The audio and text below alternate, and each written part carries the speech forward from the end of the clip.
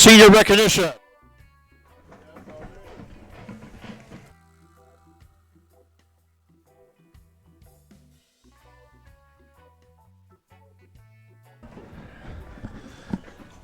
Come out early.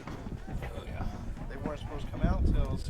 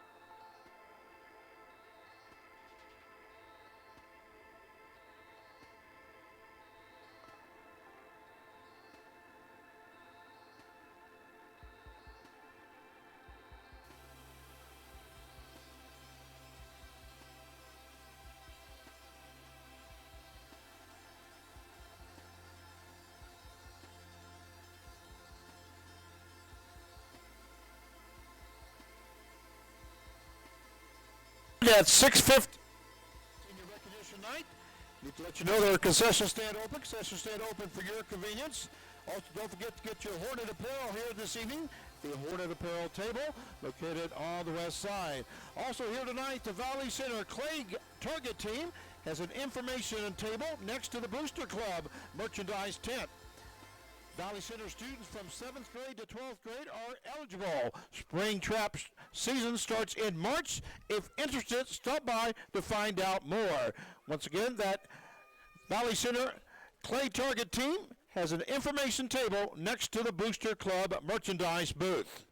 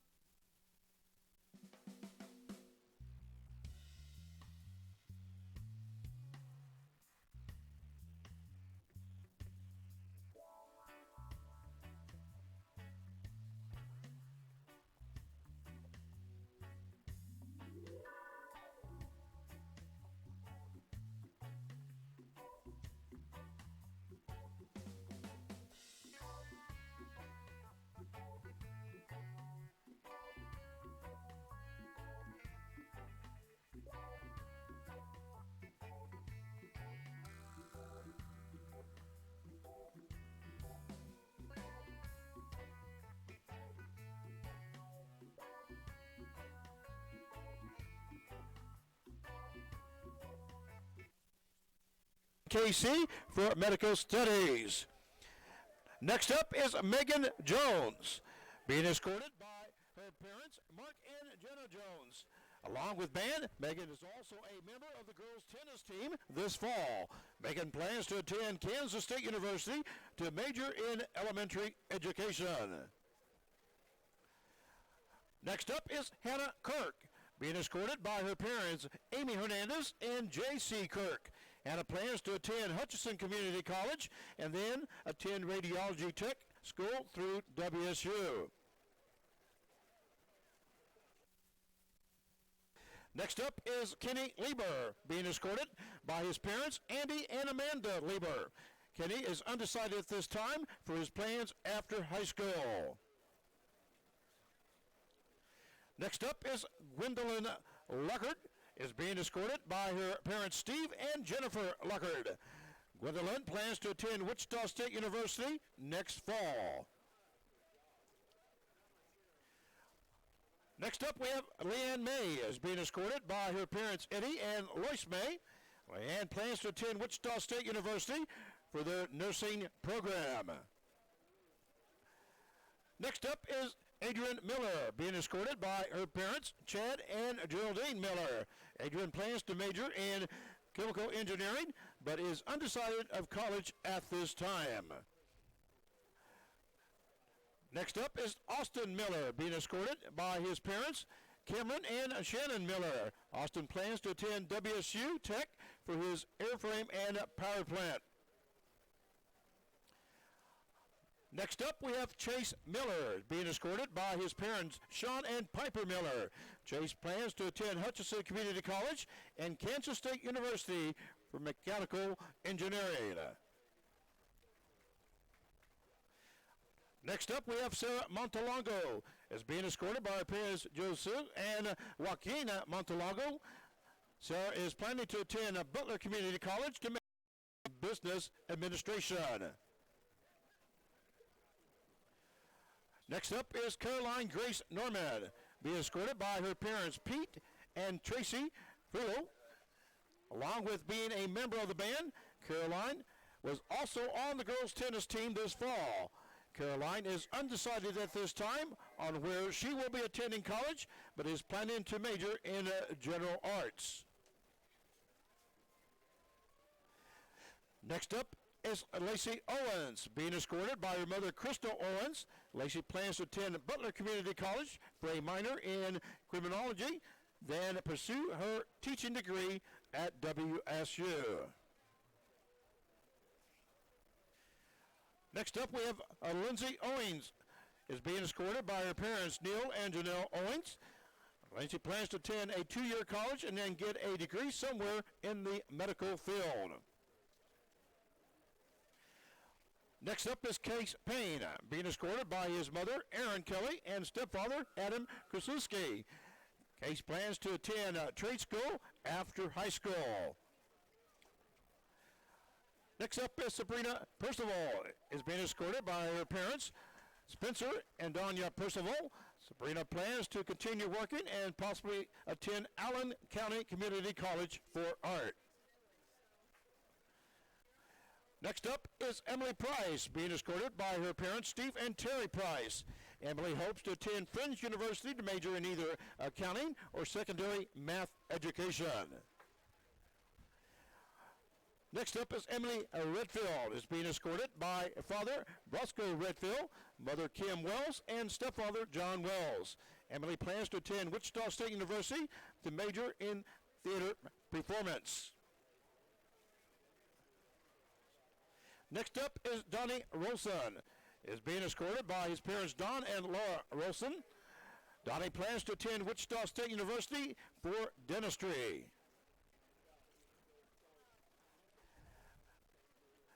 Next up is Bodie Sad, is being escorted by his parents Larry and Maria Sad. Bodie plans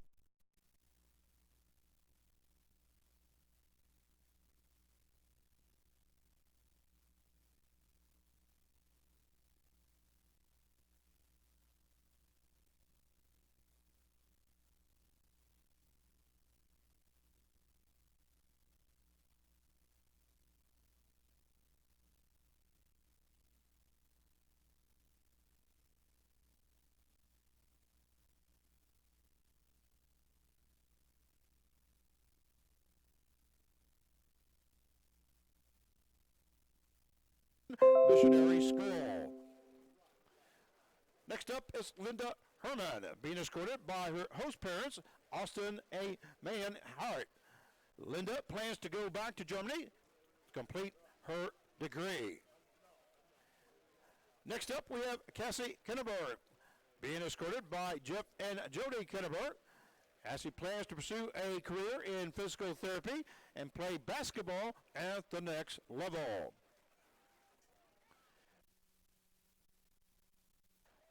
Next up is Maylin Kosonen, is being escorted by her host mother, Corey Wolf. Maylin plans to go back to Finland to finish her high school degree. Next up is Sophia McNeil.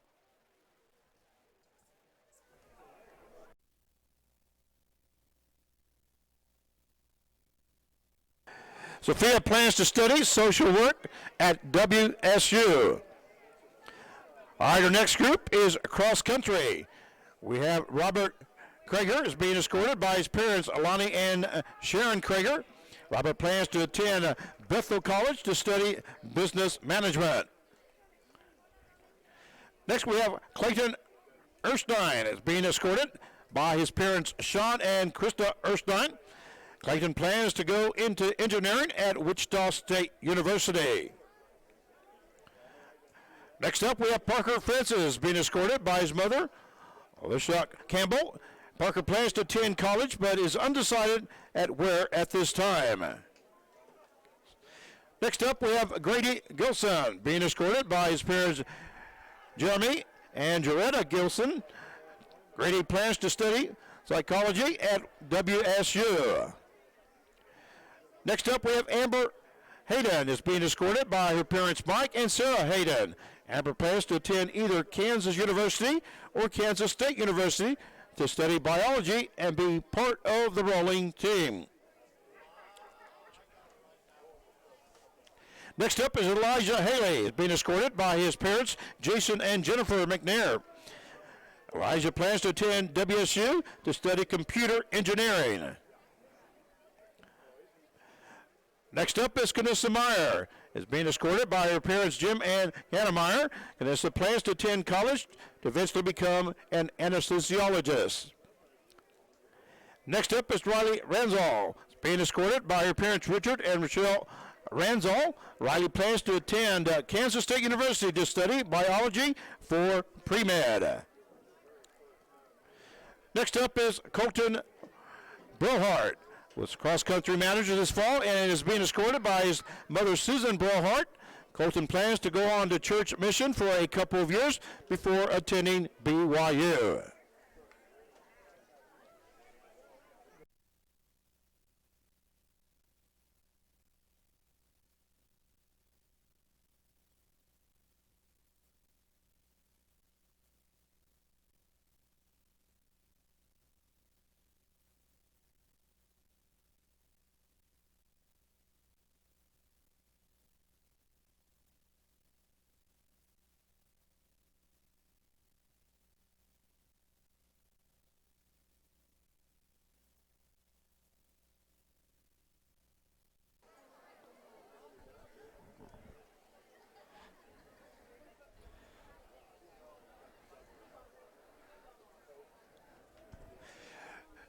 And ladies and gentlemen, at this time, will you please welcome dance and cheerleaders. First, we have dance.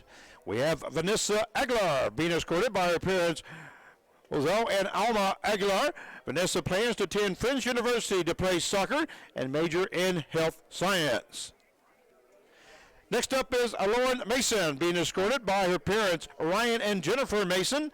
Lauren is planning to attend McPherson College for a liberal arts degree, an educational degree for art, music, or theater.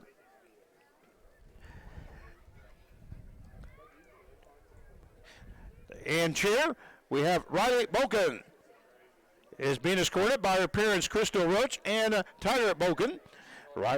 Riley plans to attend Friends University to major in art education. Next up is Haley Brett, is being escorted by her parents, Jason and Misty Brett. Haley plans to attend Emporia State University to study nursing and continued cheering.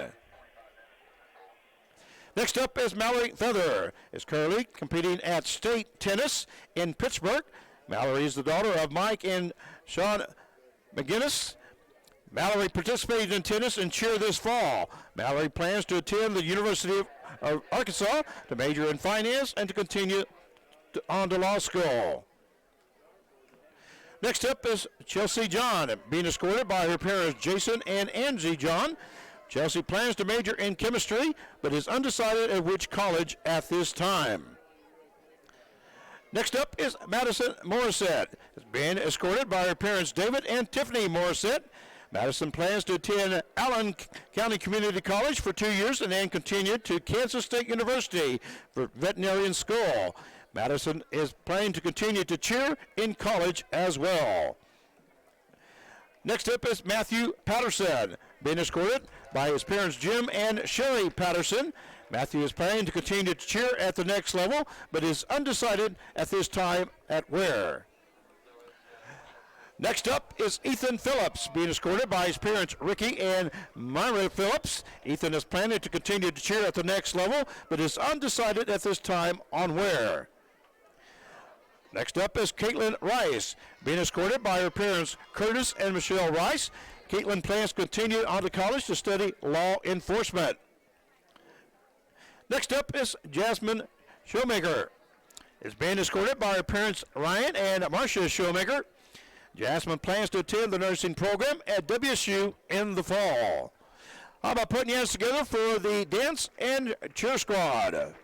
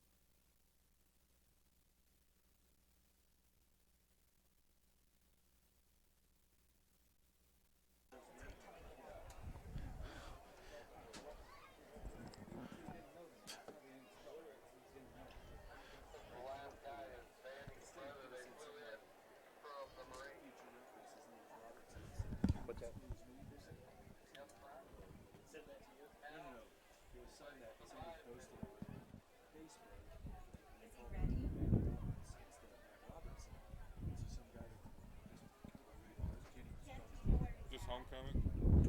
Oh, senior night. Oh, kind of like the people that stand out there and then you get one thing wrong on the scoreboard, make sure they draw everybody's attention. I do. It is he's being announced Oh, in okay. his introduction. So I told them So already, I as soon as said, they say his now name, anything he's that's supposed to put go up on out the scoreboard that's wrong is track. not me. See, now you can make fun of me on mic because the fans can't hear you.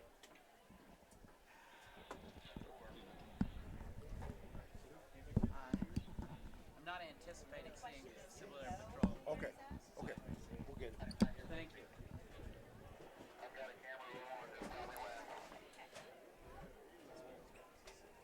Okay, we're gonna start. Okay, start. This is the one with the surprise.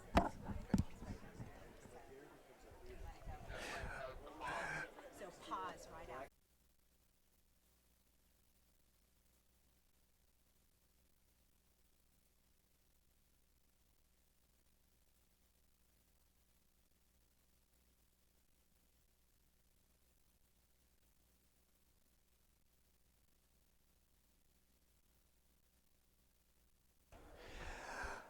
All right, ladies and gentlemen, we're ready to continue on. This is football. First, we have number 10, Chad Benning, is being escorted by his mother, Katrina Titsworth, father, Nick Benning, and stepmother, Mariah Benning. Also here tonight to support Chad is his brother, Ty, who is back from the Marine Corps. How about putting your hands together for Ty for coming back to surprise Chad Benning? Chad plans to enlist in the Marines after high school. What a great surprise there for Chad Benning.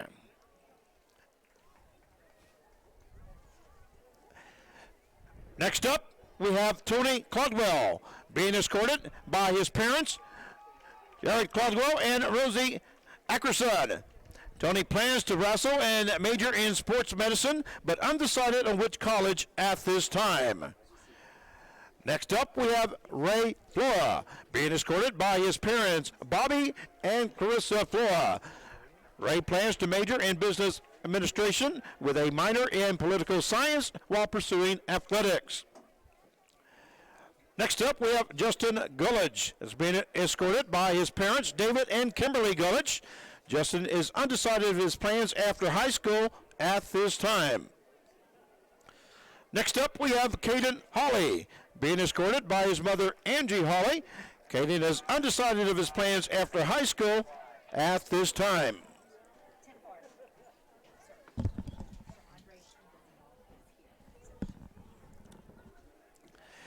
Next up, we have Quentin Kirk, being escorted by his parents, Kevin and Alyssa Kirk. Quentin plans to major in engineering, but undecided at where at this time. Next, we have Cameron Maltz, is being escorted by Jonathan and Jolene Maltz. Cameron plans to attend the United States Air Force Academy and study to be aeronautical engineer. Next up, we have Kyler Meyer, being escorted by his parents, Jim and Hannah Meyer. Kyler plans to study chemistry and math and run track and field at Bethel College.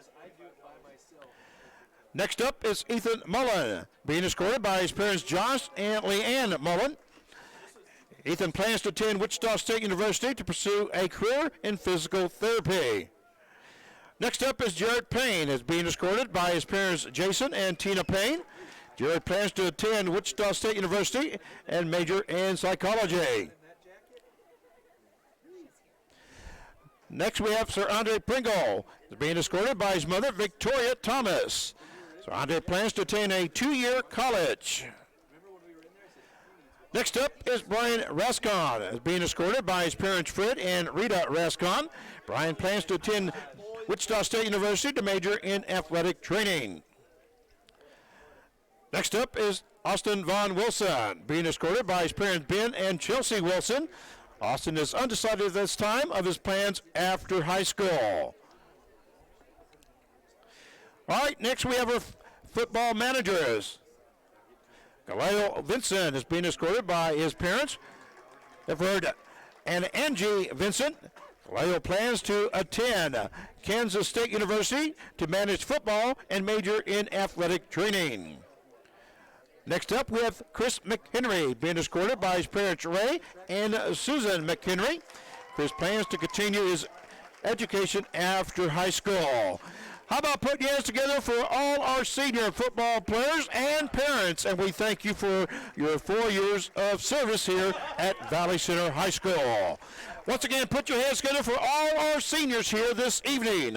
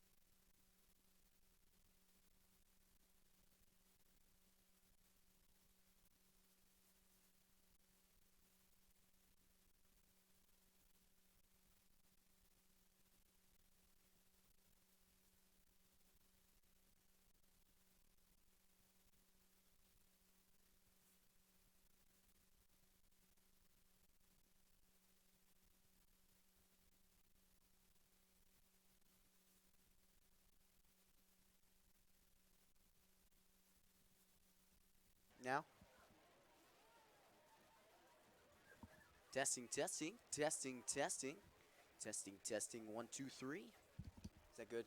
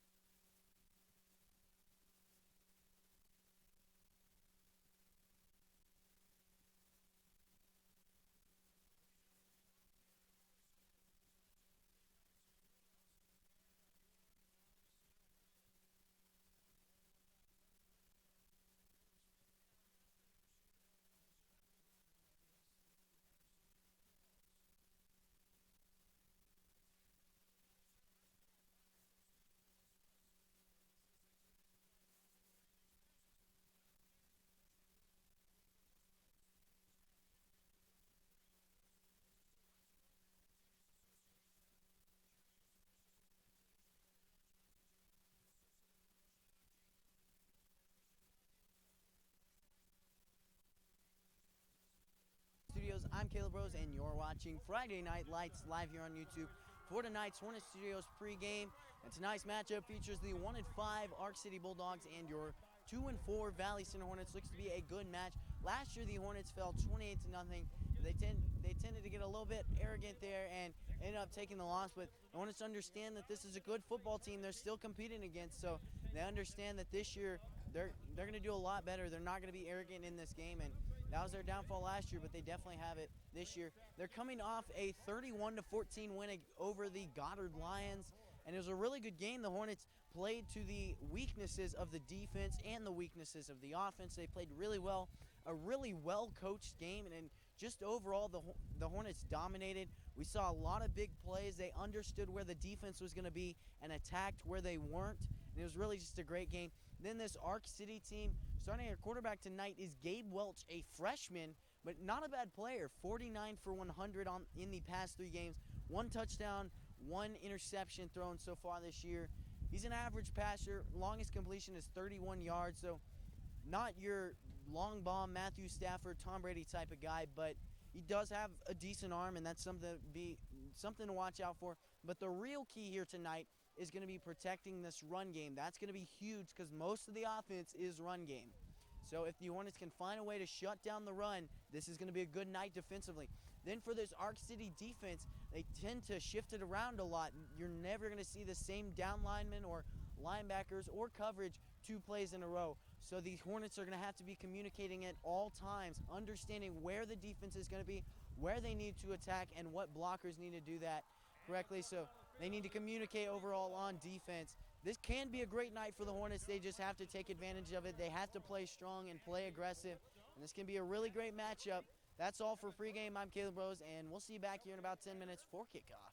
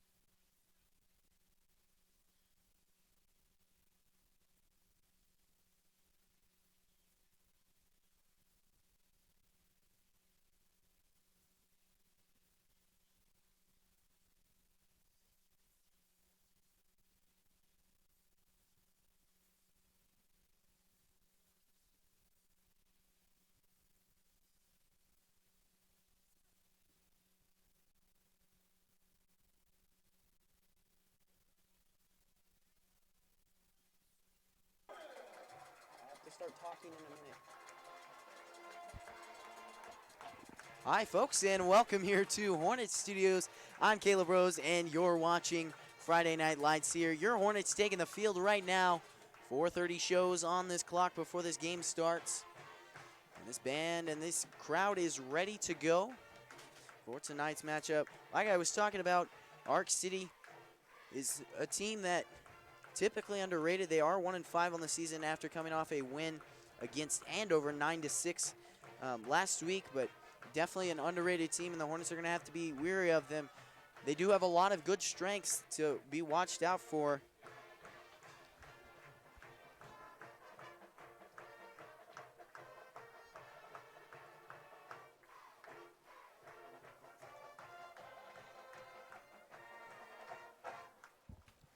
Excuse me. About 3:45 away from kickoff. And this team is ready to go. A couple key players for tonight's matchup. Number 4, Owen Boucher. As I talked about Gabe Welch in the pregame, but Owen Boucher, a Taysom Hill type player, if you know what I mean.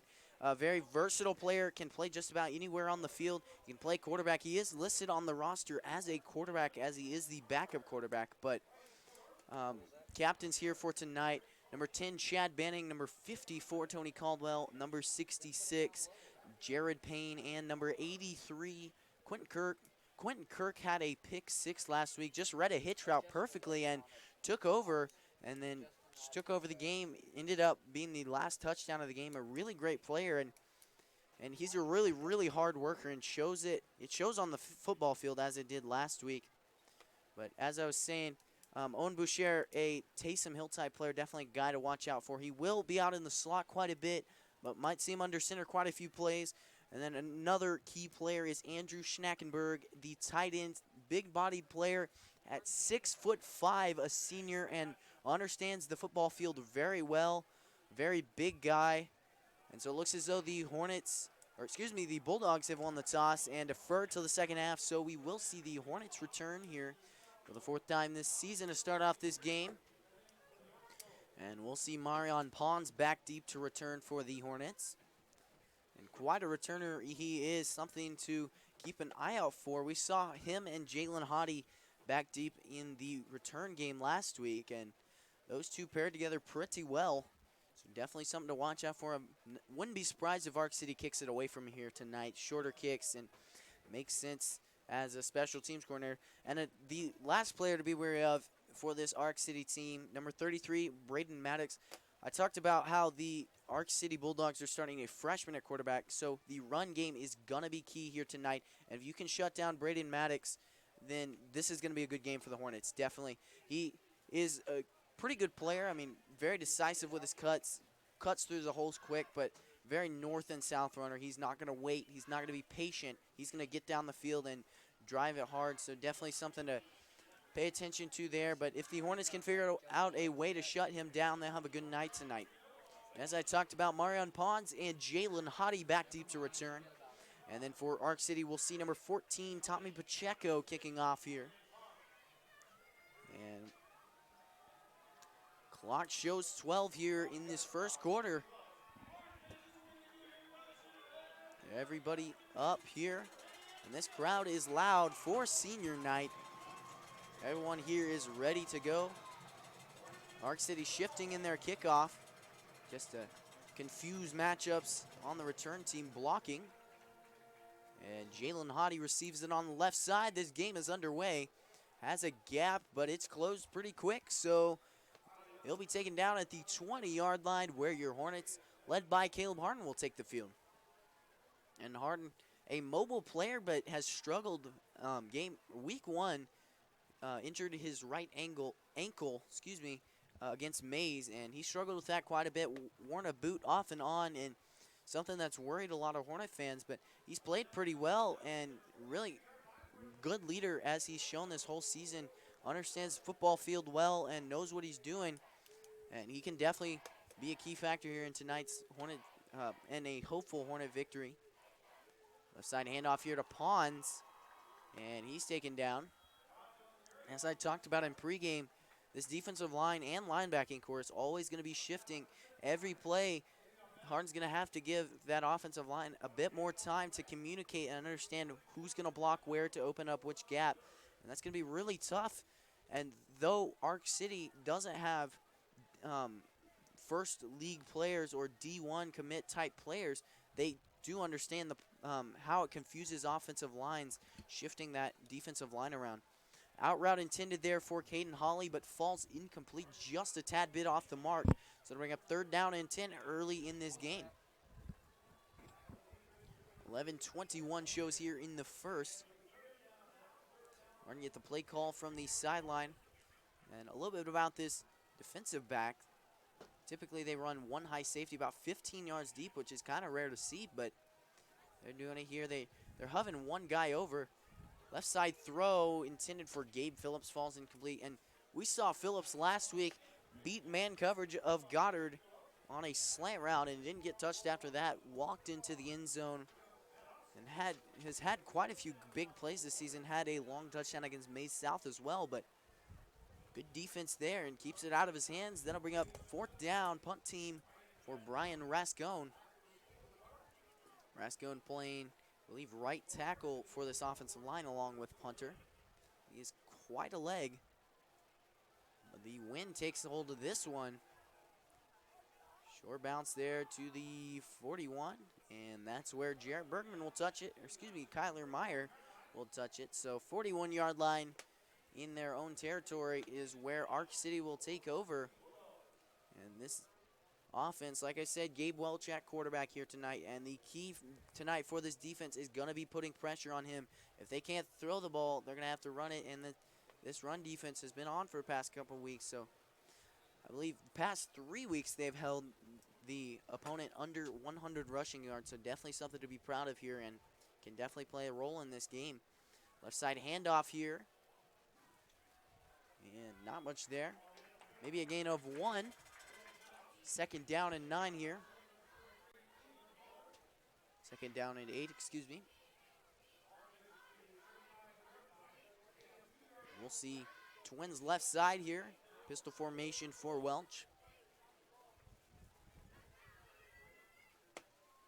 I talked about the wind being a big factor here. This can definitely play a big role. Is the wind. The Bulldogs are with the wind here in this first quarter and then later in the 3rd quarter. So definitely something to pay attention to, as the Hornets will have the wind in the 4th quarter, which is very vital. A quick hitch route there to the left side, hits number 11, Lucas Barnes, and he picks up a 1st down and quite a bit more. 15-yard gain there, 1st down and 10 from the 25.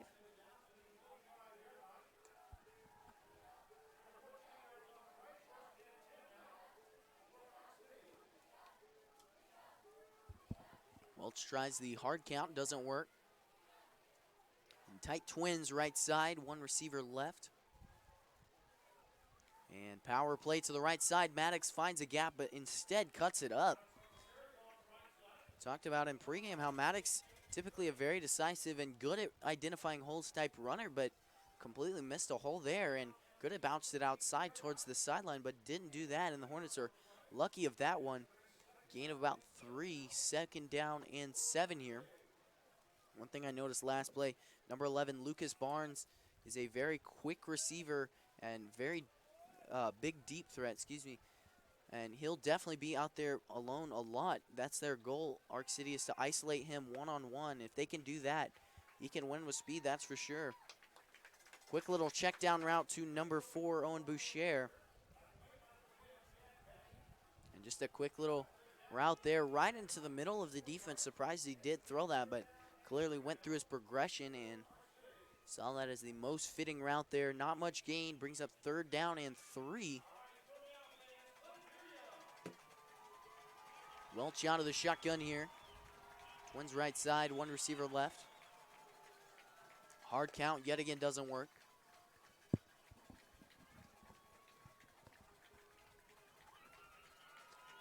Running back Maddox flips. Play action there, lob pass, seam route, nothing there. 2 Hornets there, but still off the mark. Ball's incomplete, that'll bring up 4th down. With the wind at this back, their back, we might see a field goal to come here. We will, number 14, Tommy Pacheco on to kick a field goal here. 8:37 remaining here in the first, and Pacheco lines up. Struggled quite a bit with accuracy in pregame, but not a bad one here. 35-yard kick. Snap is up, hold is good, and it is through. So the Arc City Bulldogs take a 3-0 lead on their first drive, and we'll see you back here at Hornet Studios after a short commercial break.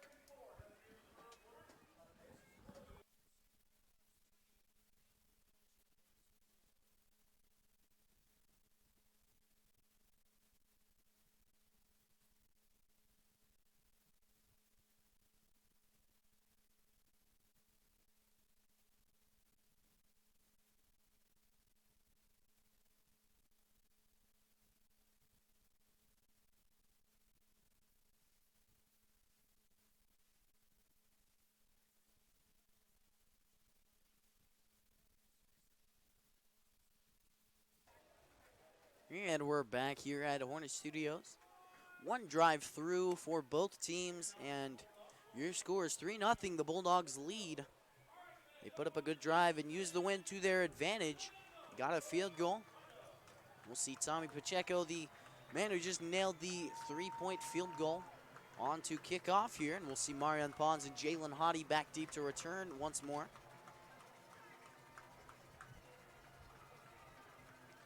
Pacheco with the rundown, and kick flies through the air. It'll be a touchback. So clock stays at 8:34. Your offense will take the field. Yet again led by Caleb Harden. Reading up on this defense, just a couple hours ago, they tend to run a lot of man, which we saw against Goddard, man-on-man defense, and that was a really big thing for the Hornets as they attacked the outside edge, got 5 yards of extra separation with those cornerbacks, and it really helped on the outside edge. But we might see a lot of cover 3 tonight, so zone over the middle, that might be the key, running it up the middle. We'll see what the Hornets do here. Another middle run, not much there for Pons. And really good way to shed the block there. That was number 66, Maximus Shannon, at left in there. And a good play by him, read the play and shedded his block. Got a tackle. 2nd down and 9 here. No confusion between the sideline and the field. Caden Hawley and Gabe Phillips out to the left, and then Hunter Stacy and Cameron Kaufman out to the right. Running out of the shotgun motion for Hawley. And Pons bounces it up. Good play by Pons. Realized that there wasn't much gap there where he's trying to go, so cut it back, but that was good. A good job of staying home. I believe that was number 34, Nicholas Baum. But he stayed home and understood that play as an outside linebacker, made the tackle, and stopped a big play for Pons. Twins both sides here. One thing I expected a lot of this week, haven't seen it yet, is a screenplay, because this defense runs a lot of zones, so their eyes are in the backfield rather than the receivers, getting the Hornets a couple yards of separation for a screen pass, but not much there. Slant route goes to Hunter Stacy with 7:05 here. Looks as though the Hornets will go for it on 4th and 1. And a respectable call. Trying to get the offense moving here as they trail by 3. This wind really just brutal, so not much you can do with a punt. Maybe get it to the 50, but that's yet again an easy drive for Arc City. So good call. Motion around, Ethan Mullen slides behind the offensive line. Hand off to Pons and bounces it up. That's enough for a first down. Carry of 4 in the chains move for the first time tonight for the Hornets. After a 3 and out, they convert on 4th down.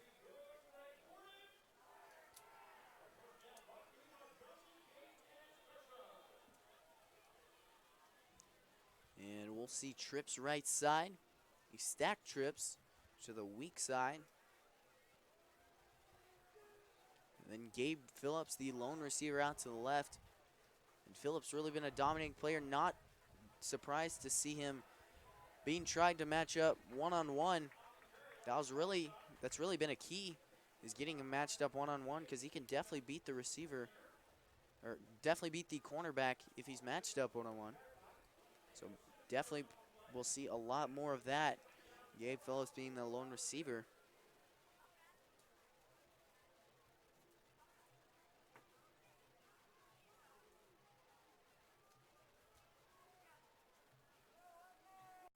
And twins both sides here. Harden out of the shotgun, 3 down linemen and an outside backer. Slide motion from Mullen. Looking right side is Pawns once more. And plows his way through for a first down and more. Pawns with really just an awesome play there. Not much of a gap, not much separation, but just plowed his way through that defense, picked up a first down.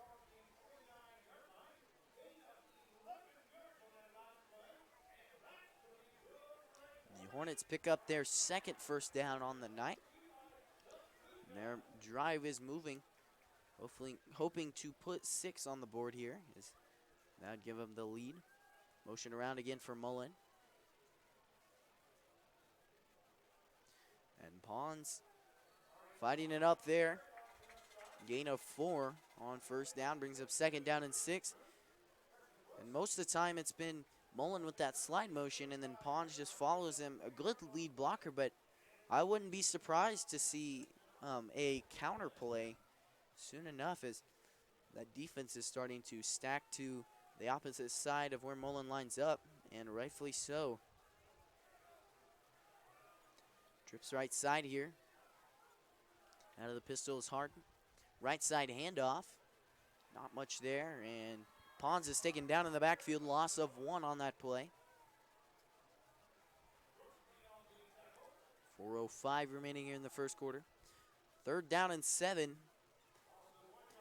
One thing I just noticed, just remembered from this defensive scouting report, is this defensive line does like to sub a lot and keep a fresh defensive line, and rightfully so. It's tough to play when you're tired. I see a lot of movement from that Arc City sideline. Out of the shotgun is Harden. Twins both sides. They roll out to the right, looking for a corner route, and a flag called. And every Hornet fan is happy there. A wide open route to Caden Hawley, and the safety just came out, read the route, and it could have been a good play. Just must have misread where Hawley was and hit him pretty hard. A clear passing interference call. And that's the first penalty of the game for either team. That gets a first down.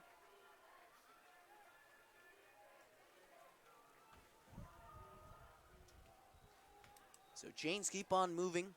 3rd first down on the night here for the Hornets. Harden out of the shotgun. Yet again, split twins. Drops back to left side. Finds a hitch route for Gabe Phillips.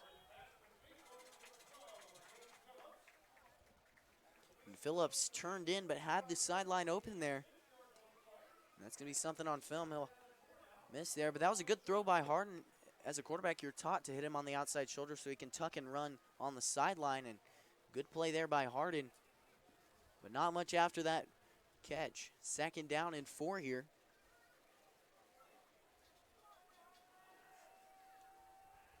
Now to shotgun once more is Harden. Left side handoff. Pawns bounces it out.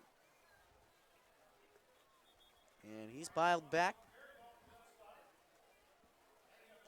3rd down and short here. 3rd down and 1. And the clock keeps ticking away. Not only is this drive eating up time, but it is getting down the field pretty quickly. Or getting down the field, not quickly, excuse me. But it is eating up quite a bit of time. Twins right side. And Twins left as well. Mullen, the slot receiver, on the left. And we'll see another motion. And trying to jump the snap count. It worked. And really just an awesome play call there by Scott LeCure. Offsides is the call. And everybody on Arc City's side was expecting that Mullen slide motion, and they tried to jump the snap count, but Mullen just stopped, and everybody stopped, and great play call there. And I was talking about earlier possibly a counter to draw the defense off guard, but that works just as well. First down here for the Hornets. They're 4th on the night. Motion again for Mullen. Another snap, right side handoff. And Ponce tries to bounce it outside, has some green in front of him. And picks up about 7 there before he's dragged out of bounds. 1:45 here. 2nd down and 4.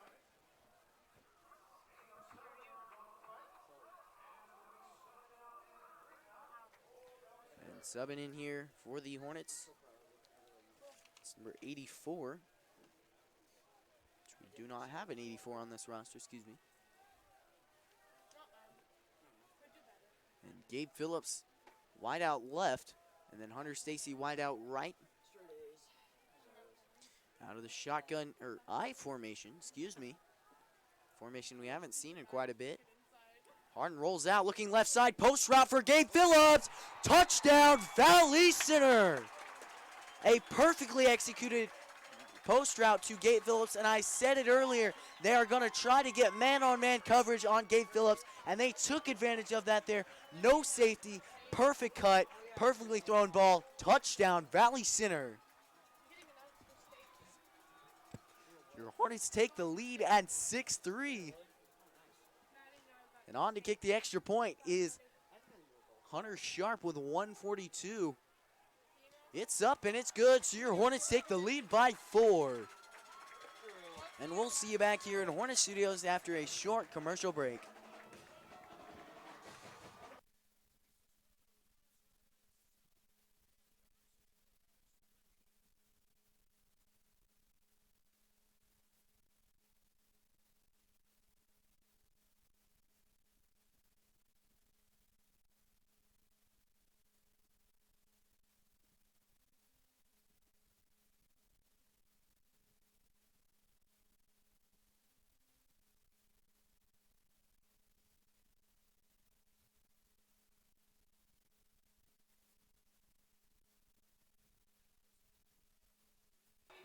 And we're back here at Hornet Studios. 1:42 shows on the clock, and your Hornets just got it in the end zone. 7-3 is your score as they lead over the Bulldogs.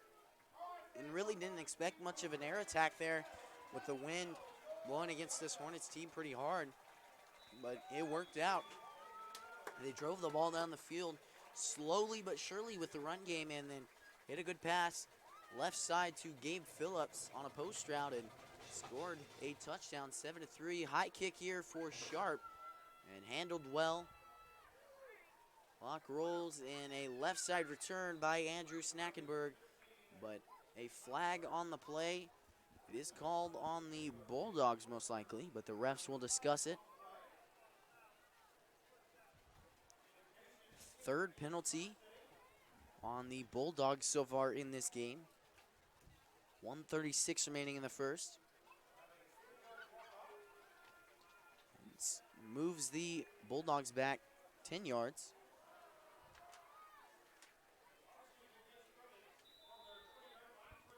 So they'll start from the 20-yard line.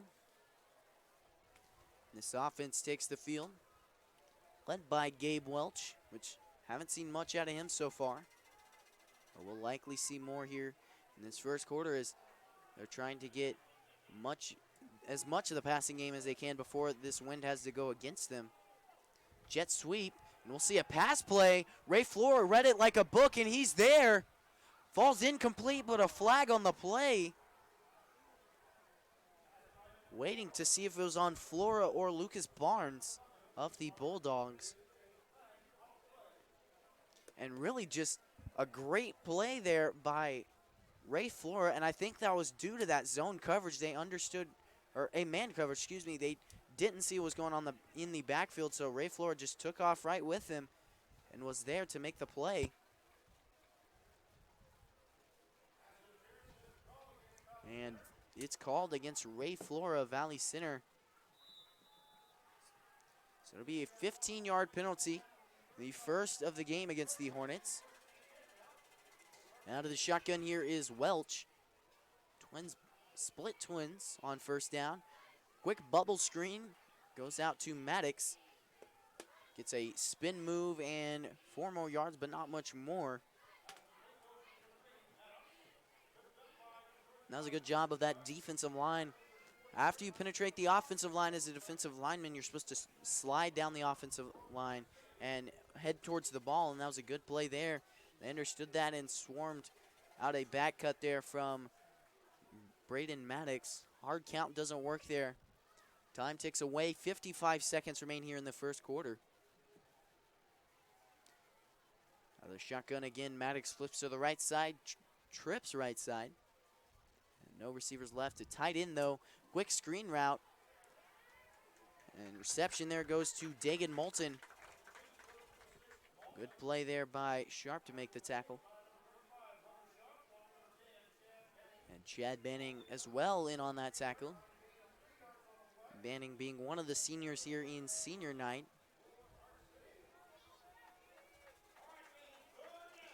Third down and 2 here. A big game situation here. Time ticking away here. Dropping back is Welch. And the pass is off the mark. Just a quick little in route there, a little check down route, but it was wide open. Not sure what happened with those linebackers, but they weren't there. Fortunately off the mark there for the Hornets defense. 6 seconds remain here in this first quarter.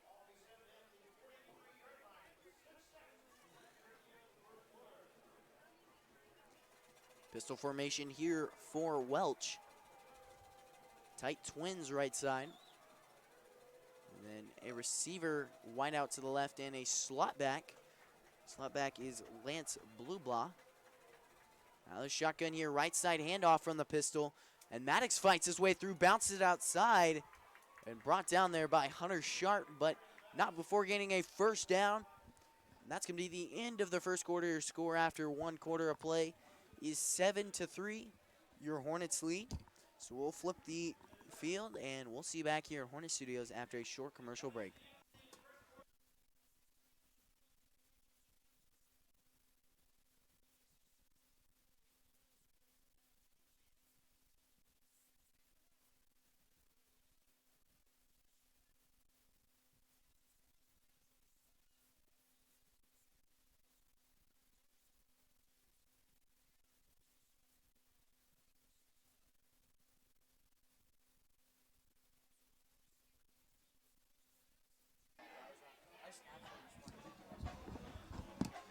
And we're back here at Hornet Studios.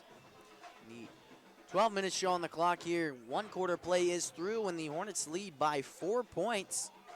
And really great play there, scoring them the touchdown. And they just slowly drove the ball down the field, getting about in the red zone, about the 7-yard line, I believe it was. But then they man-on-manned Gabe Phillips, and Hornets took advantage of that. They said, that's not something you should do, and hit it the left side post route. Got him the touchdown there in that first quarter. So we'll see what happens here in the second quarter. Left side run on first down. And the play that ended the first quarter last time was a left side run by Braden Maddox. Took it over the middle and then bounced it outside after getting past that offensive line, and it really worked out, getting about 15 yards. Second down and 8. Out of the shotgun is Gabe Welch. The Hornets playing a deep zone defense here. I believe it's cover 3. Right side arrow route goes to number 40, Lance Blublaw. It falls incomplete. And that brings up third down and 8 here. 11-17 remaining here.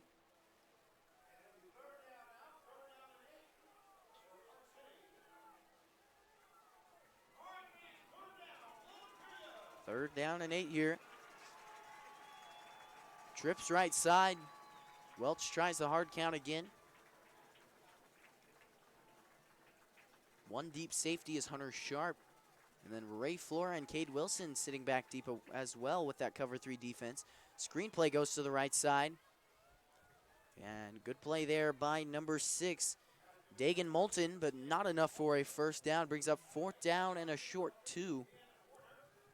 Against the wind, I'm interested to see what this Arc City team will do. It is, as it wouldn't be a bad conversion at 4th and 2.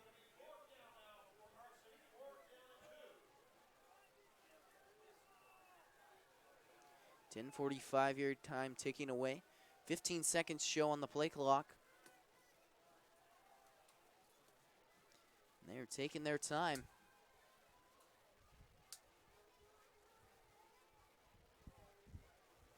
They'll walk off a timeout called here with 10:29 remaining in the second quarter. So we'll see you back here in Hornet Studios after a short commercial break.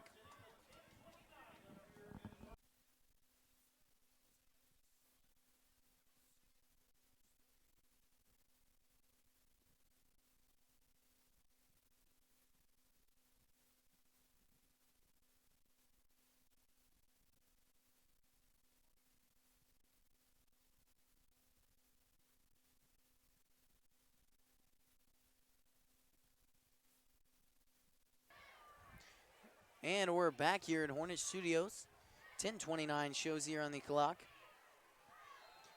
Here in this second quarter after a timeout by Arc City and deciding if they're going to punt here on 4th down and 2, which either way is not a bad decision, punting, as they have good field position here and would give up average field position for the Hornets, or just going for it. And either way, they're not going to have the Hornets will have bad field position. Handoff up the middle, Braden Maddox, and going for it on 4th down clearly paid off there. Maddox gets more, ball on the ground, and it's fought for. Ref breaking it up there in the pile. We'll see what the call is. Clock stops as they'll discuss it.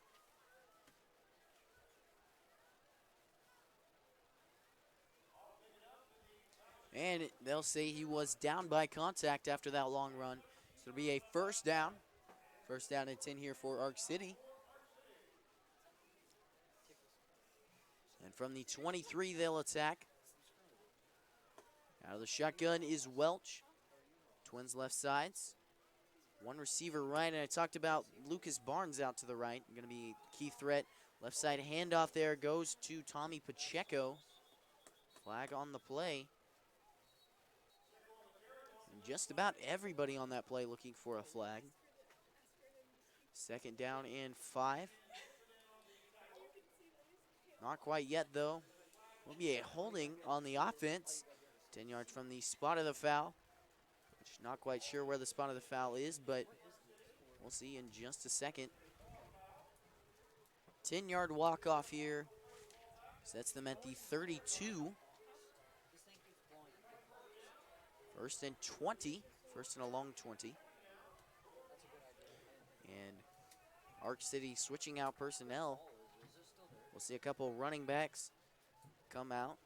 Tommy Pacheco coming out as he ran the ball in the last play. And we'll see a spread offense now. Andrew Schnackenberg at tight end on the left side, and then a lone receiver out to the left. Motioned around. Welch takes the snap, and another handoff, but a flag called before the snap. False start is the call against the Arc City Bulldogs. Their 6th penalty on the night.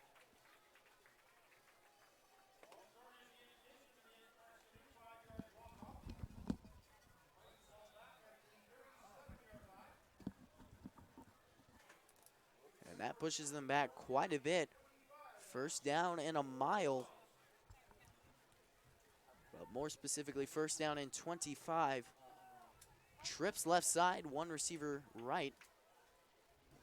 Yet again trying that hard count. And Welch play action, left side screen. Taking it over the middle here is Caden Clark. And Tate Shirley with a good play. Read the play like a book and cut off that inside edge. Good play by Shirley. Talked about a couple weeks ago in the JV game as Tate Shirley was playing in that game, middle linebacker. He definitely deserves a varsity jersey and got it, as it shows there. And he's been quite a player on this varsity field. Second down and 21 out of the shotgun here. Welch drops back. Looking for a slant route, finds it. Schnackenberg, he'll walk into the end zone. Touchdown, Arc City. And really just a good concept there. They had a slant route going over the middle and then a high post route coming in from the inside guy. And they hit the slant route a little bit later. Typically that's a route you throw immediately, but he waited just a little bit to get some separation from the linebackers, and no safety was there in time to make that play. Touchdown, Arc City. A really great concept there, and it works out, getting the 6 more. 9-7 your score, and we'll see Tommy Pacheco on to kick the extra point.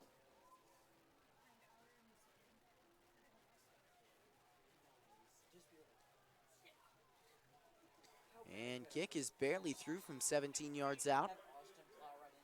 And so, touchdown Arc City. 10-7 is your score. We'll go to a short commercial break before the kickoff.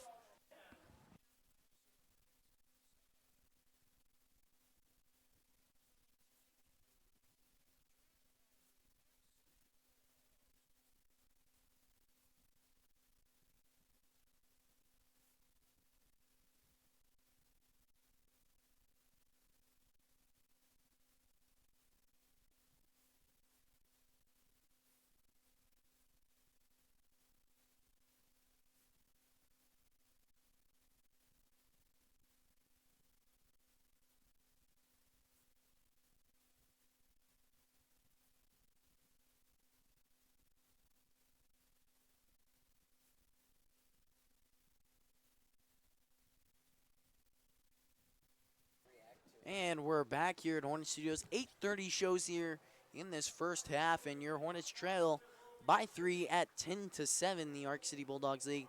And this was something I talked about in Goddard, is that this game isn't a game that would have expected to be close, but everything changes in prime time, and you can't expect anything at all. Arc City Bulldogs, a 1-5 team, and starting a freshman at quarterback, are competing very well. So you can't be expecting anything here.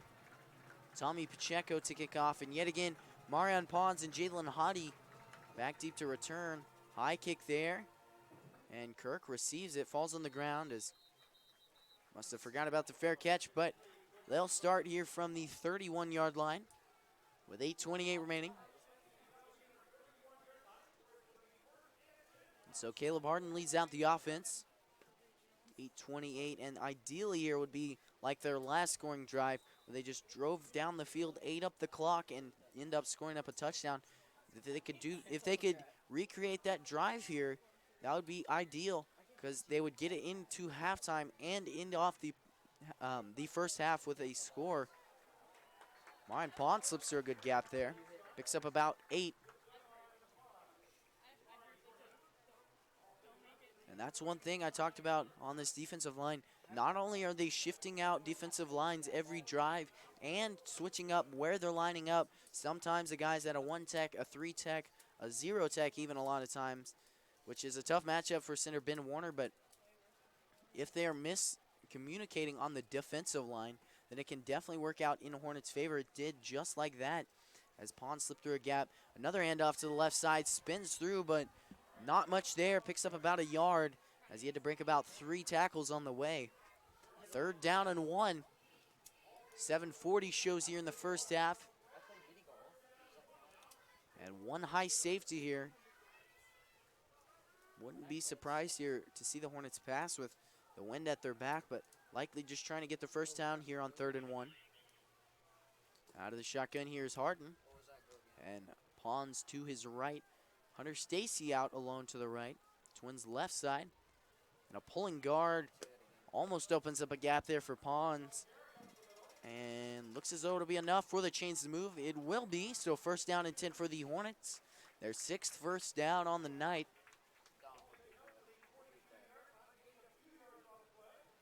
And we saw it last week. Austin Koash, the right guard, pulling around there, creating a gap. And we saw it last week when Marion Pont scored that long touchdown. And that was a really good play. But just only 1 yard, which, I mean, that's all they really needed. And it worked exactly like they wanted it to there. Twins both sides Slide motion from Ethan Mullen. And right side handoff goes to Pons. He'll bounce it outside. And he's hit hard there by number 34, Nicholas Baum. And Baum yet again making another good play. We saw him earlier shut down a couple big plays from Pons just by simply staying at home, staying in his gap, and taking away the cutback option for Pons. Baum definitely has good potential, understands where Pons wants to go, and he's shutting it down pretty well. 6:15 here in this first half. Out of the shotgun, split twins. Harden drops back, right side hitch route, and knocked away. Incomplete pass there. 6:03 remaining here in the second quarter. Use defensive substitutions. And the Hornets staying with the spread offense here on 3rd down and 9. So they have the wind to their back, a luxury they didn't have in the first quarter, so they definitely want to take advantage of it here with a long 3rd down and 9. Harden drops back, forced to roll out right side, and he's sacked. Loss of a couple inches, not much loss there, but still brings up 4th down and a long 9. And really tough play to make. Harden tried to go through his progression, but was forced out of the pocket pretty early. There's not much you can do at that point. Brian Rest going back to punt, and we'll likely see a better punt here with the wind to his back. Clock ticks away, 5:25. Good snap. Rascone with a good punt, and it is mile high in the air. Bounces back and rolls out at the 3. Perfect kick there by Brian Rascone and pins the Arc City Bulldogs back deep. They'll start the drive from about the 5-yard line. Leading them out is quarterback Gabe Welch. Welch, like I said, just a freshman, sitting at 5'11", 165. And definitely not a bad build here for a freshman. And the Hornets taking the field. Looks as though they'll stay with that cover 3 defense. Must have seen something there on film, but they've been running cover 3 most of the time with Ray Flora and Cade Wilson sitting deep there, along with Hunter Sharp sitting deep in the middle.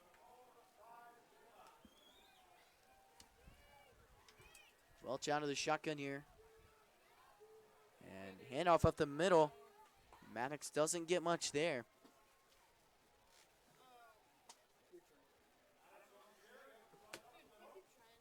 Gain of 1, 2nd down and 9.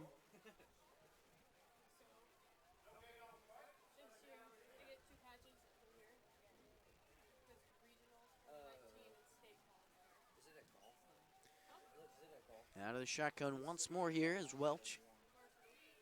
Tight twins left side.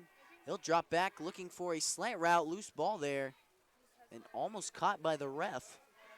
Got in the way of Chad Banning's attempt to catch it, but it'll fall incomplete. 3rd down and 9 here.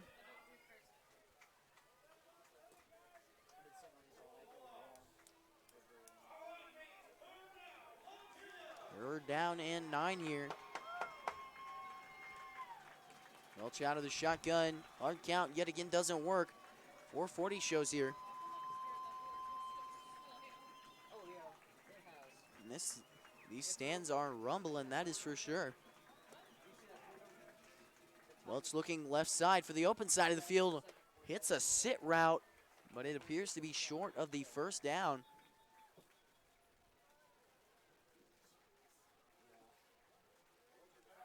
And it will. That'll bring up 4th down and a short 1.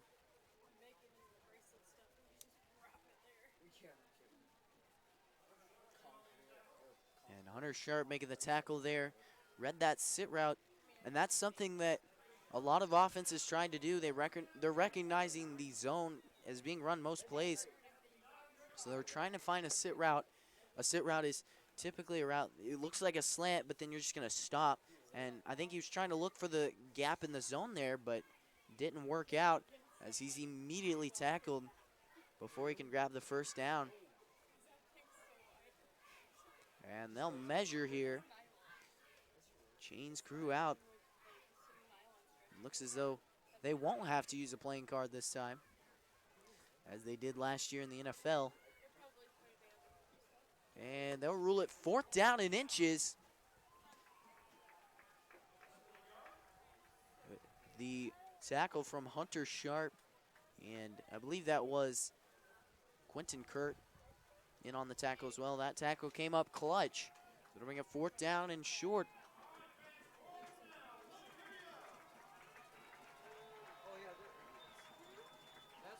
Two defensive linemen and 3 linebackers stacking over them. Now the shotgun here, I formation. And a quarterback sneak. Not sure if it's enough.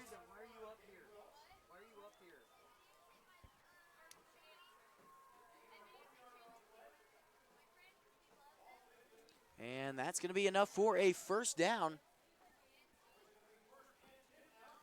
1st down and 10 here. And chains keep moving. 4:05 remains here. Welch right side handoff. Nothing there. As this defense swarms him up. 2nd down and 11. Tate Shirley found the gap there and stopped it up early.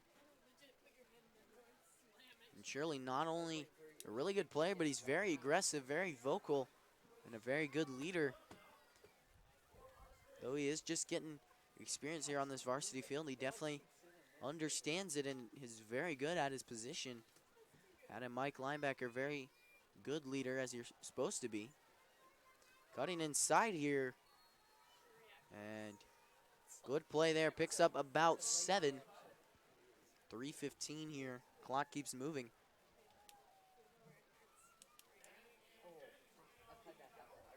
Third down and 3 here. Out of the shotgun.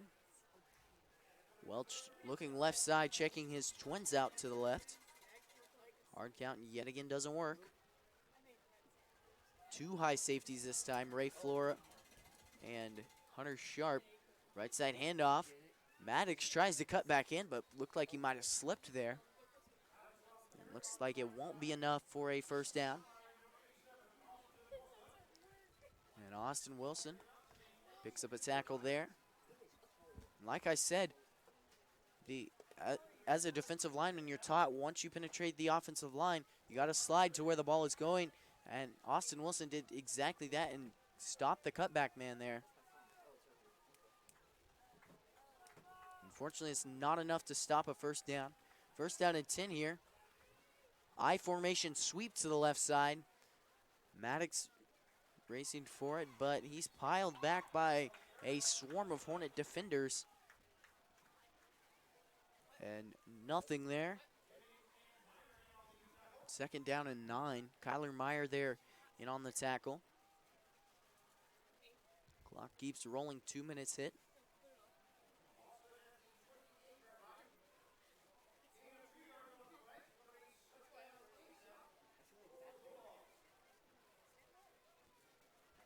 Second down and 8 here. Trips to the right side, a tight trips. And Welch, he's pressured, he'll take off. And lays a good hit on Chad Banning, but doesn't get anything more than a yard on that scramble. And that wasn't bad for a freshman. Typically as a freshman and a mobile quarterback, you're gonna sit there and see not anything open. You're just gonna take off almost immediately, but that was really good there by Welch to go through his progression, took his time, let the line collapse around him, and then took off. That was very, very good play there and very mature play as a freshman on the varsity field. Now the shotgun here's Welch, trips right side. He'll roll out to the right, looking for an out route, and a go route was open as well, but he's pressured. He can't get the throw off. He's taken down after a gain of 1 or 2 there.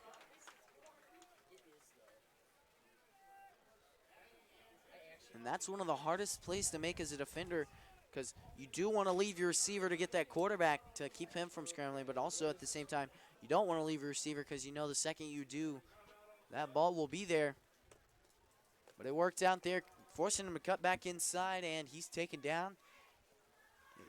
A timeout on the field, so we'll see you back here in Hornet Studios after a short commercial break.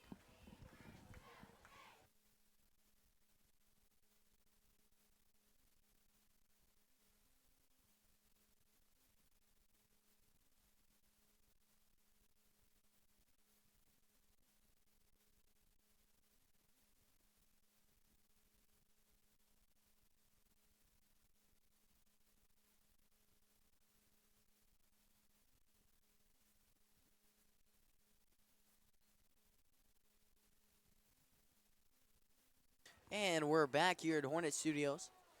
4th down and 6 here. 51 seconds show on the clock.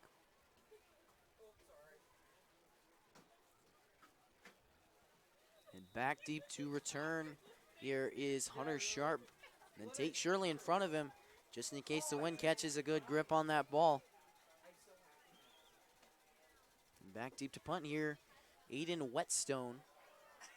And good spiral on that kick. And that was a good play to keep it low on the ground, didn't let it get up and affected by the wind. So it wasn't a bad punt. Pins the Hornets at the 48-yard line. Not a bad field position here with the not only the wind at their back, but 45 solid seconds to get that ball down the field and possibly put another, or at least 3 more points up on that board, possibly 7. We'll see what they can put together here.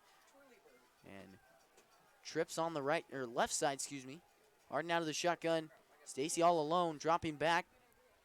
And picked off there by number 5, Jamori Jordan. And he is taken down at the 30-yard line. Jamari Jordan just read that. He knew where that ball was going to be. He was confident in his safety sitting up there, so he jumped that route. And that was good trust defensively. He knew that his guy was going to be there. His other helper was going to be there on that out route if it did get caught, so he jumped that route early. And not much more you can do as a quarterback. Just really good defensive play. 38 seconds here showing the second half, and Arc City takes the field again. Hunter Sharp, a deep safety. And we'll likely see a cover 3 once more. Out to the right side is Lucas Barnes, and I talked about him being the deep threat, so he'll likely be running a go route. As he is there, perfectly placed throw past Ray Flora, but falls incomplete there. 31 second show. Like I talked about, he's going to be seeing a lot more of those go routes. That was Ray Flora on that left side defensively with that cover 3, and he's supposed to drop back, cover the deep zone, but I think any defender would have known there's going to be a go route right there. And it was a good throw. Just Ray Flora in the way of Lucas Barnes making that catch. 31 second show here. Welch drops back, looking left side, and a good sit route. Gap in the zone. Ball is bobbled up. And the Hornets dive for it, but it's ruled incomplete.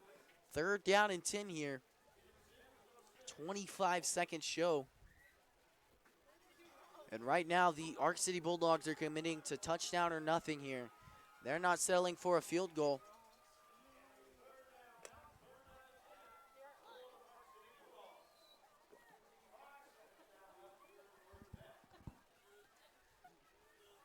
Welch out of the shotgun, trips left side. One high safety is Sharp. He'll drop back. Welch looking again for that go route, and it's overthrown, incomplete. Looks like Ray Flora might have been tripped up there. Maybe hit a rough patch of dirt or rough patch of turf, but not sure there. Lucas Barnes was left unmanned as Ray Flora was on the ground about 10 yards behind that throw.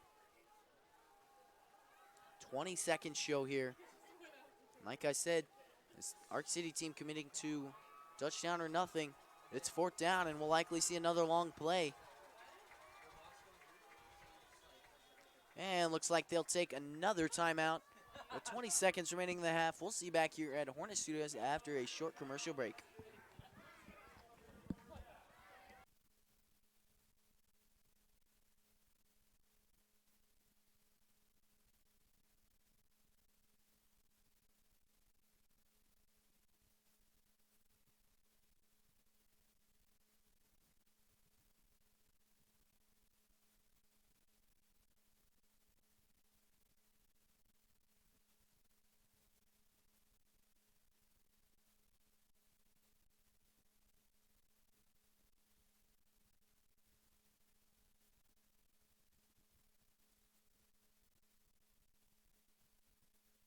We're back here at Hornet Studios.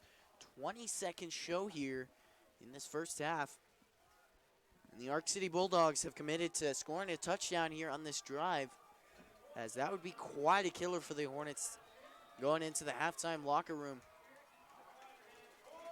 And the Hornets will choose what appears to be a cover 3.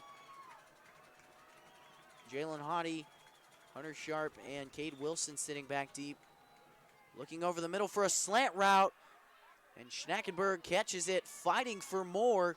Picks up about 17 yards on that play. And me, and I think just about everyone else, was expecting them to go deep on that play, trying to get a touchdown, but it worked. Good post route over the middle, and waited just long enough to get separation, and a good throw there by Welch. And another timeout here with 10 seconds remaining. We'll see you back here at Hornet Studios after a short commercial break.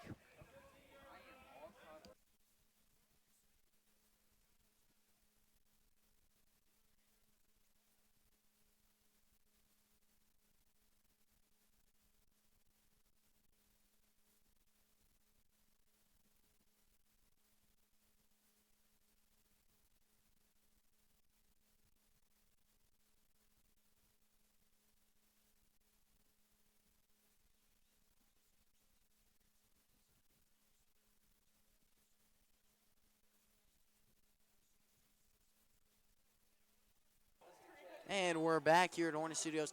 10-second show here in this first half.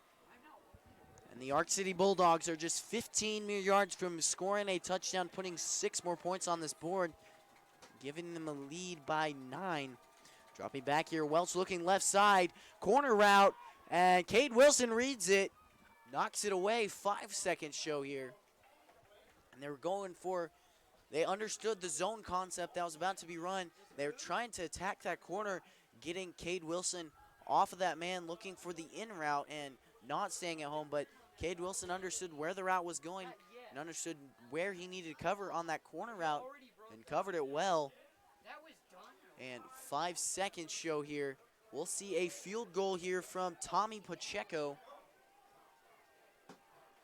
Pacheco lines up here with 5 seconds. And almost looked like a knuckleball through the air. Barely hits the corner. And so time expires to 0. 13-7 will be your score after 24 minutes of play. I'm Caleb Rose, and we'll see you back here after a 15-minute halftime. See you then.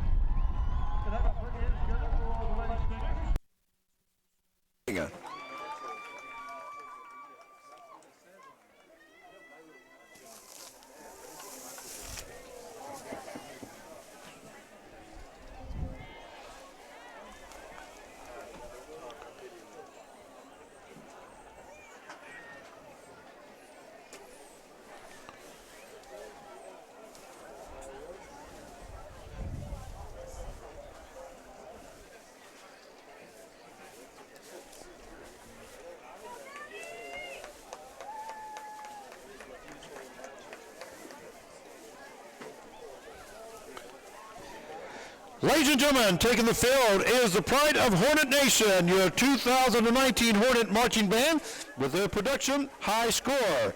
Your 2019 Hornet Marching Band is under the direction of drum majors Timothy McHatton, Brendan Vining, and Cody Sanford.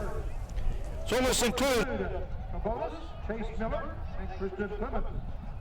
Homophone, Wales Vincent, Dominic Phillips on flute, and trumpet Leanne May. The Valley Center instrumental staff would like to give a big thanks to the senior class of 2020 for the years of dedication and commitment to the band program of Valley Center. We will miss you and remember that you will always be one of us. Drum majors, all the Hornets ready to take the field.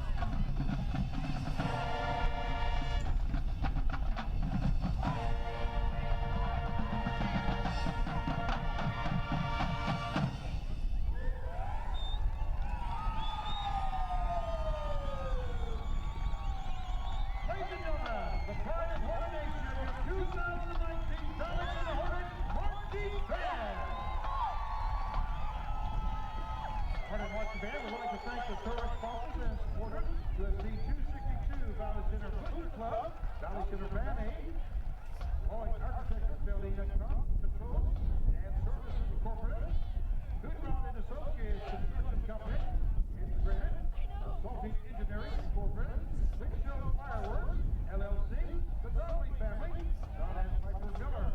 Tomorrow, the Hornet Band will be representing Valley in the Kansas Bandmasters Association statewide marching championship at Washburn University, and will compete for fall marching season at the Aurora Marching Festival in Independence on October the 20th.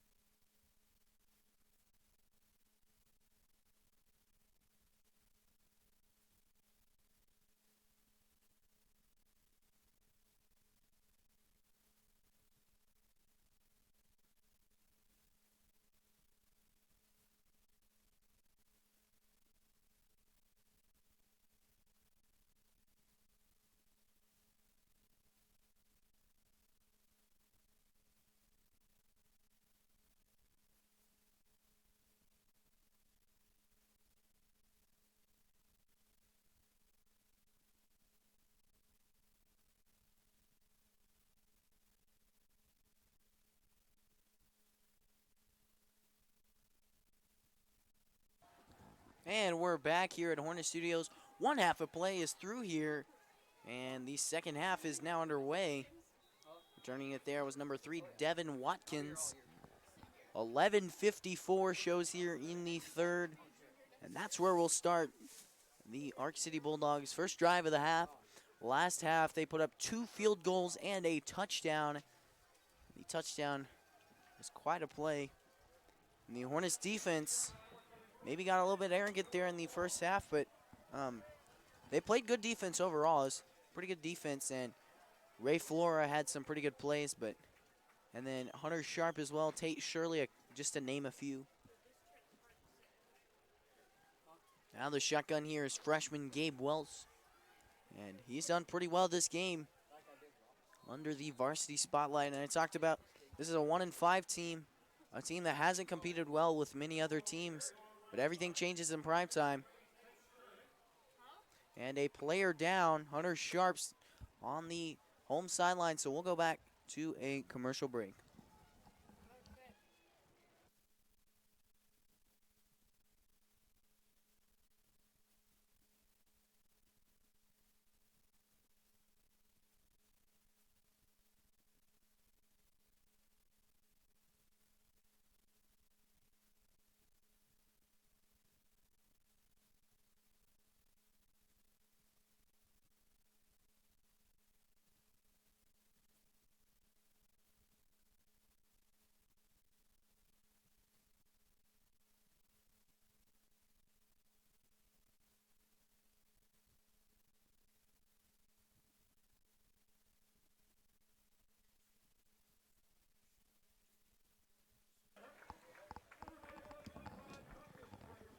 And Hunter Sharp there is the injured player. He's down but helps off. And so replacing him at free safety will be number 5, Jalen Hottie.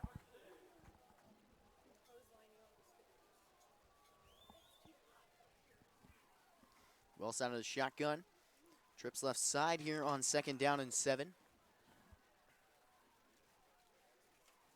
Takes the snap, left side handoff. And bouncing it out is Braden Maddox. Picks up the first down and a couple yards more. And the band performing there at halftime. And a good performance as they added the final part of their performance here in the last home game. They competed at Shawnee Mission this past weekend and took 6th against some really good bands. So really great to see, and that replay of that halftime show will be posted as a video on Hornet Studios, so go ahead and check that out when you get a chance. And gain of 5 on that play. This Arc City offense keeps on moving here. 10:35 here in the third quarter. And the shotgun Welsh right side handoff. And nothing there. This linebacking core is just filling holes left and right, and they're playing very well.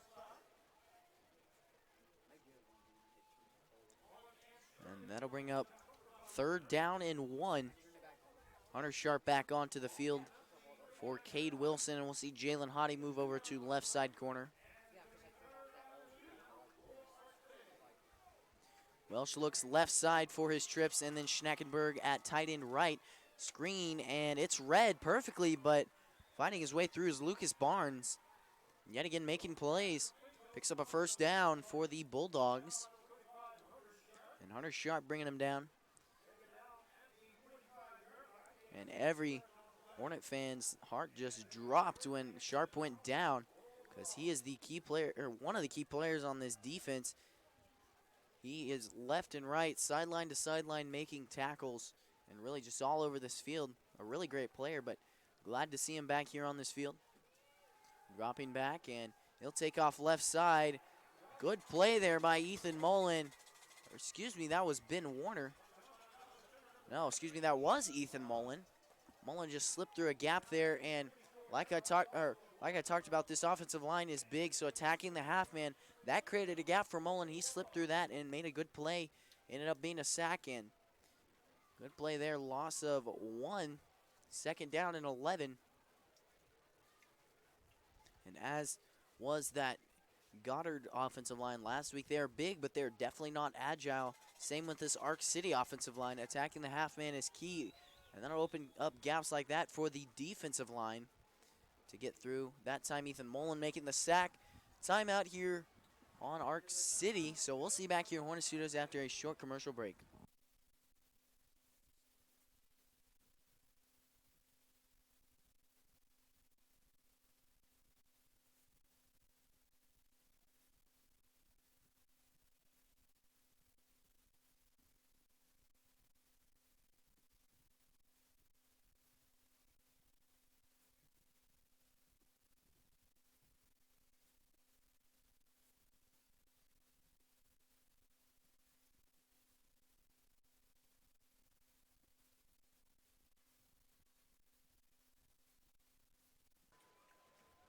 And we're back here at Hornet Studios.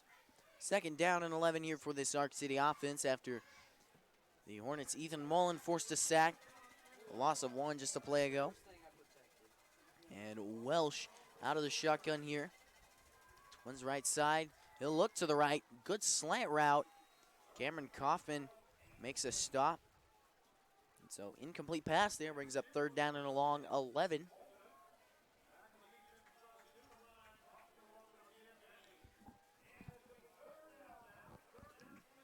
Pass on second down falls incomplete.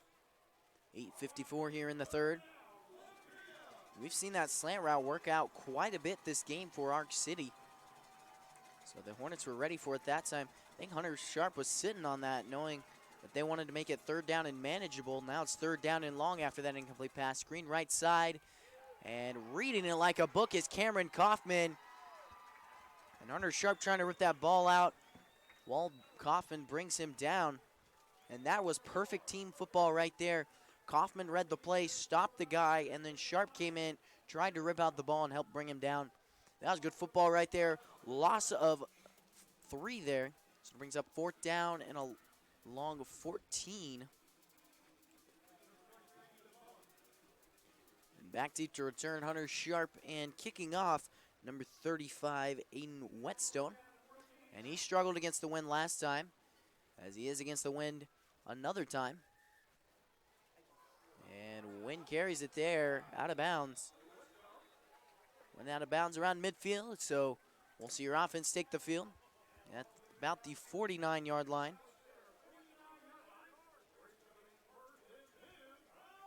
So the Hornets offense takes the field, led by Harden. It seems to be getting a little chilly out there. In the first half, we saw Harden without sleeves on, and now he's wearing sleeves, so shows you the temperatures dropping quite a bit. Harden out of the shotgun here, slot back Mullen, and Twins right side. Quick handoff for Pons, and gap is stuffed. Not much on that play, but I really do love the patience of this offense. They continually run it up the middle, and we talked about this a couple weeks ago. They can pound it up the middle time and time again and still manage to pick up first downs. I mean, it might not be big, long plays like you want to see on a football team, but, I mean, it's working. They're getting first downs. They're driving the ball down the field like they want to. And it's really just awesome, the patience of this offense to keep moving. Split Twins. He'll drop back. Harden rolling out right side, looking for an in route. Finds Hunter Stacy, but pass falls incomplete there. Third down and 9. 7:30 here.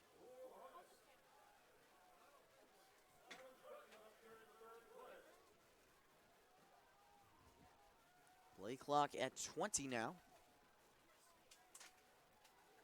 Trips right side. And yet again, Gabe Phillips out to the left side. He's manned one-on-one, and that's how we saw the Hornets score the touchdown earlier. Handoff goes to Pons, slips through a gap there, and gets a first down, keeps plowing his way through. First down and more for your Hornets. And Pons yet again shows why he's the starting tailback. Good play there, and on third down and long, you're not typically expecting a run, but good play call there by Coach LeCure. Obviously saw something, or really just caught off that Arc City defense and created a minimal sized gap, but it worked out for Pons, and that offensive line understanding that they don't have to create a huge gap for Pons because he'll slip on right through and get a first down like he did just there. Twins right side, slide motion again from Mullen. We'll see another handoff to the right side. And shimmy step there from Pons. Can't find much there. Gain of about 2 or 3 there.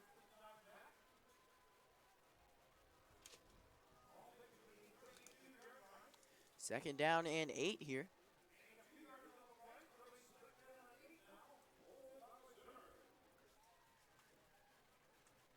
Like I said, the patience of this offense is really amazing. They're continually running it up the middle. As we saw there on that last play, caught a burst and Pons did and picked up a first down, so that's what they need to do. Keep pounding it up the middle. Left side handoff to Pons. And gets enough for a first down. Chains move once more on the run game. And going into this third quarter, the Hornets had the wind at their back, and they still do. And I was expecting a lot of air game, but they're still staying patient. They still are running it up the middle. Another first down here. 6 minutes here in this third quarter.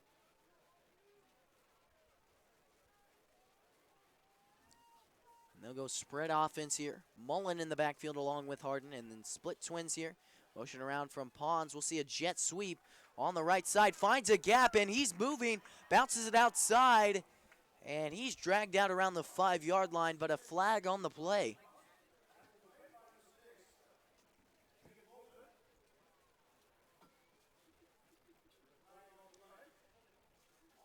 Holding on the offense, and a good play there. A really good jet sweep, and really just created separation. Good job by that tackle to get around. I believe that was Jared Payne on that right side, getting around that linebacker and pushing him the other way, creating a gap. Good lead blocking there from Ethan Mullen as he took off on the right side, and really just a good play, just called back from a holding penalty. Fortunately, it's not 10 yards behind the chains, rather first down in 16 as the penalty was 4 yards past the chains. 5:25 here in the third. Kaufman rushing to get it set at slot receiver. Running out of the shotgun, yet again a motion from Pons and a handoff to Mullen. He tries to fight his way through. Picks up about 5 there. And not a bad play. After a jet sweep worked there for Pons, not a bad decision to pull it and give it to Mullen. He clearly caught him off guard. Picking up about 4, second down and 12.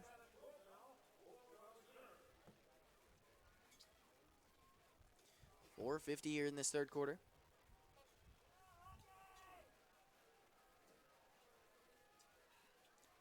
Twins right side here. Harden looking, or Pons looking right. And he is taken down, a hard hit there. And that was by Jamari Jordan, the player with the interception earlier in this game. And late in the first half. 4:25 here. Like I said, the Hornets in their first scoring drive, they really just ate up clock quite a bit and kept the ball moving. But it's third down and long here. They're going to have to find some way to keep that ball moving and that clock moving. The touchdown here would tie it up. Harden drops back looking for an error route, but a flag before the snap.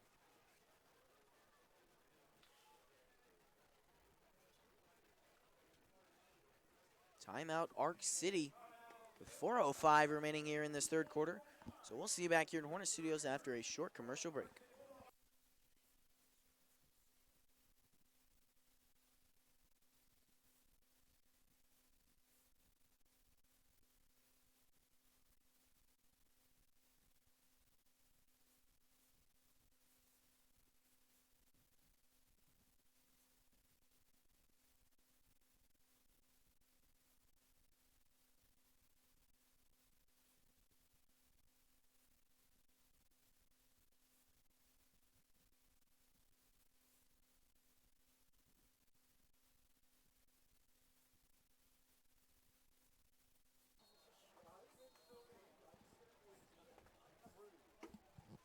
And we're back here at Hornet Studios. They're down and a long 10 here for this offense. They'll take the field with 4:05 remaining in the third.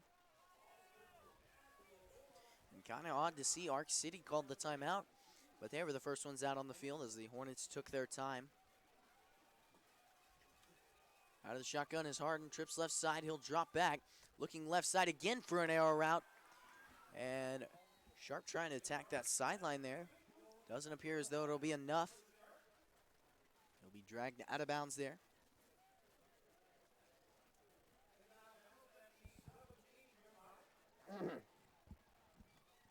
That'll bring up 4th down and 4.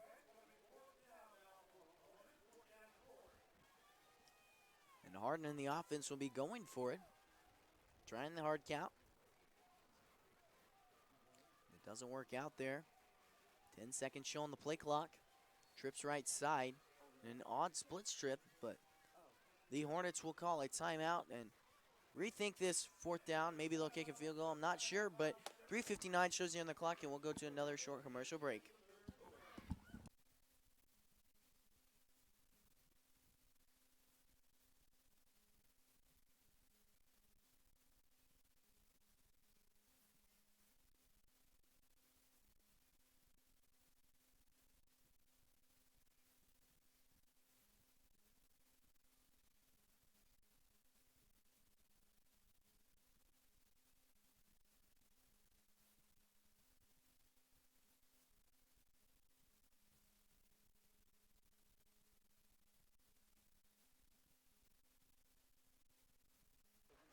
And we're back here at Hornet Studios. 3:59 shows here in the 4th quarter. And we'll see Hunter Sharp take to the field along with the rest of the field goal kicking team. Snapping here is Austin Wilson, and holding is Ray Flora. Snap is good, hold is good. Kick is off the mark. Not sure what happened there, but Sharp missed it. And so it will be 13-7 still. 3:55 shows here in the 3rd.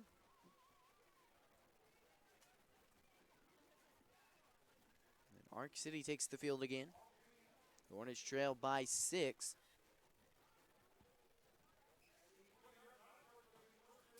And Arc City takes over from the 20 as it was ruled a touchback.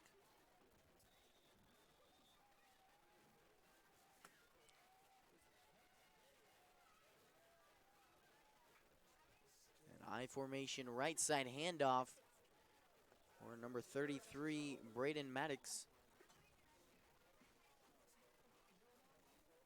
And gain of 2 on that play, 2nd down and 8.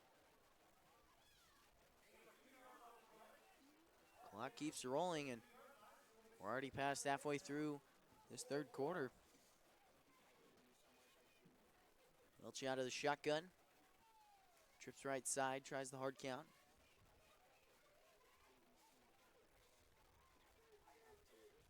Just notice Hunter Sharp out there making play calls in the secondary, and really a really good player, playing almost everywhere on the field, offensively as a receiver, and then obviously being the kicker there and being out on the field right after missing that field goal. That's got to be tough, but he's a really vocal player, a very good leader, and so he doesn't tend to get down on himself much, and it's really great to see a really great player in just about every aspect of the game. 3rd down and 8 here. Welch out of the shotgun. Trips right side, tries the hard count again. Nothing there.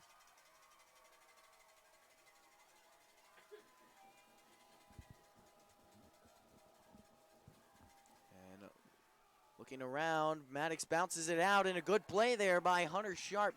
Drags him down by 1 leg. And Mullen missed him by just a hair. But Sharp was there reading the play and made a big tackle. Nothing there on 3rd down for the Bulldogs. So we'll see Hunter Sharp back to return the kick from number 35 of the Bulldogs. That's Aiden Whetstone. His 3rd punt on the night, all against the wind.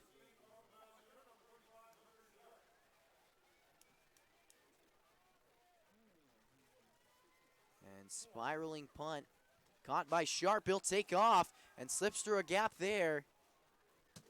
He's brought down Solid pickup of about 5 on the return, so your offense will take the field. 2:21 remaining here. And possession flips as the Hornets take over.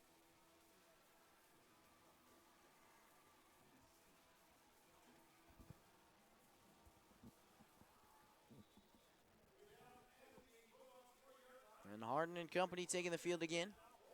Mullen at slot back. Pons in the backfield with Harden. Slide motion here and trying for that counter, but it's read well, and Pons is brought down in the backfield. Not much more you can do.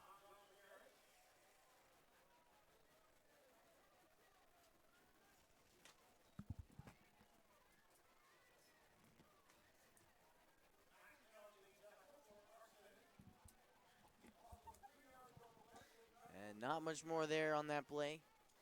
Second down and 13. Twins right side. Out of the shotgun here is Harden. Gabe Phillips yet again manned by himself to the right, or to the left, excuse me. Right side power play goes to Pons. Not much there, maybe a gain of 1.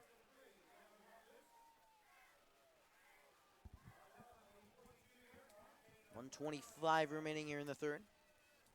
Third down and 12.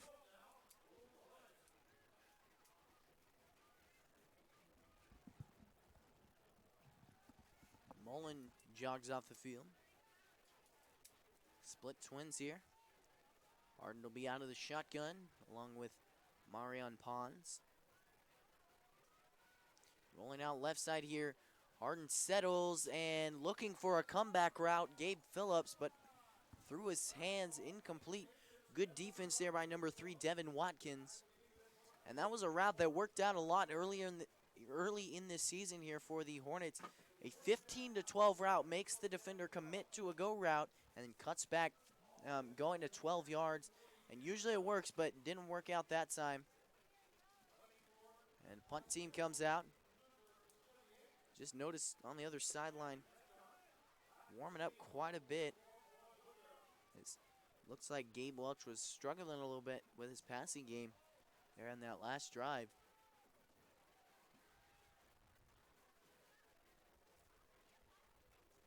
And good snap to Rascone. He boots it a mile down there and hits out of bounds around the 10-yard line.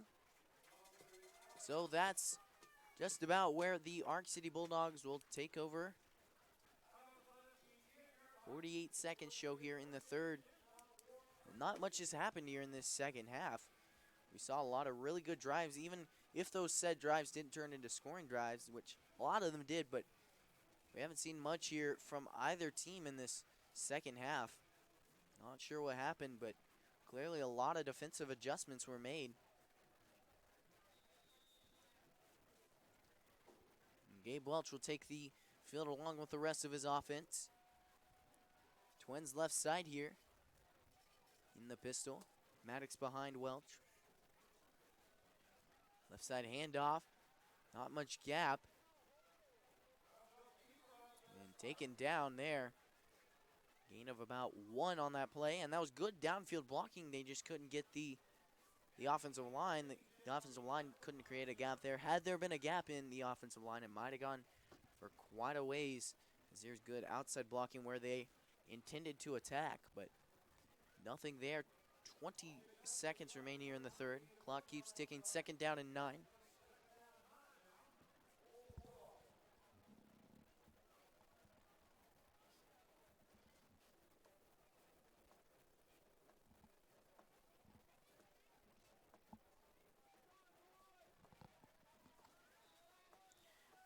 Looks like we'll see. That'll be the end of the third quarter. Your score after 36 minutes of play is 13-7. And your Hornets trail by 6 to the Ark City Bulldogs. We'll see you back here at Hornet Studios after a short commercial break.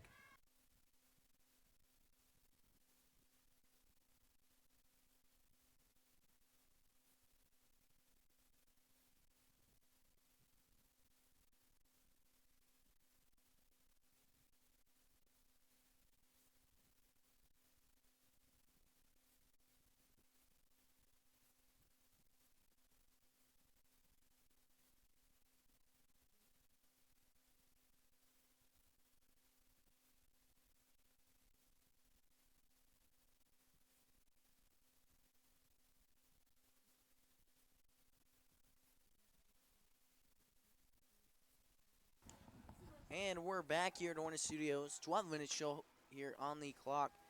And the fourth quarter is hit. The end of this game drawing near. 13-7, your score and your Hornets trail. Trips left side here to start off this fourth quarter. And it tied in to the right. That's Andrew Schnackenberg for the Bulldogs. Right side handoff. A gap was there, but it closed early.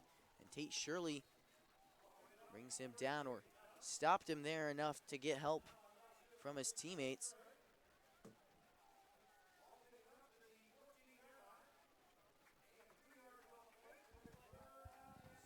Third down and 6. 11:30 here and ticking away. The Hornets' time is going to be a key factor here because they're going to have to put 6 on the board if they want to take this lead here. Left side go route, and it's incomplete. Maybe a yard overthrown there, intended for Lucas Barnes. And I believe that's the third go route we've seen from him on this game.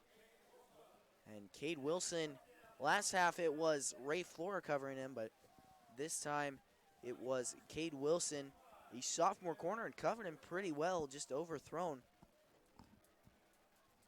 Incomplete there. And that was a good job by Arc City, understanding that though Wilson is a good corner, he has less experience on this varsity field, and so they're looking to attack that left side. Back deep to punt here is Wetfield. And called fair catch by Hunter Sharp. 11-17 remains here in the fourth. And your Hornets will take the field. We'll see you back here in Hornet Studios after a short commercial break.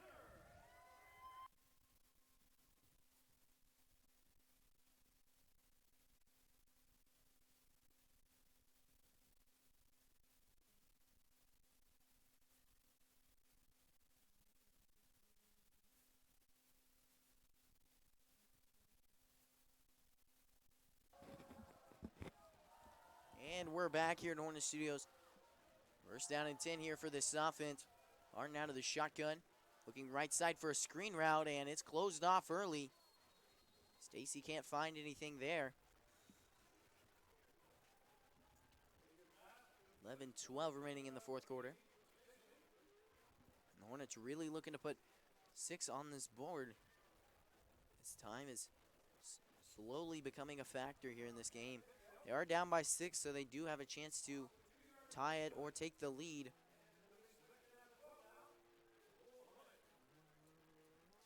And they'll break the huddle here.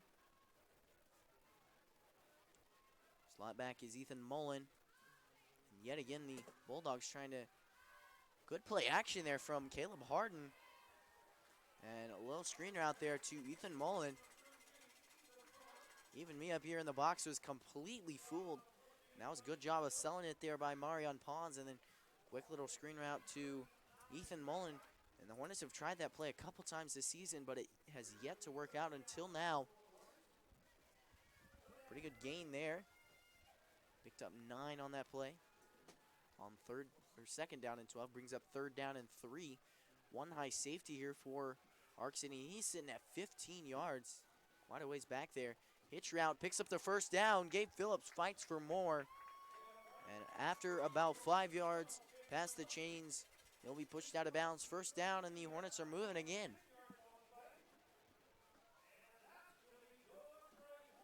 10:25 here in the fourth. As the Hornets pick up another first down. They drove quite a bit there in the first half, but I believe that was the first down they picked up in this second half, if I'm not mistaken. First down and 10 here.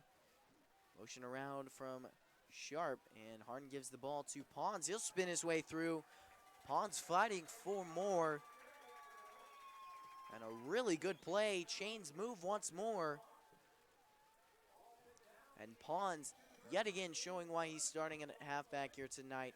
He is just plowing through any gap that's made. He's taken off. And really a great play.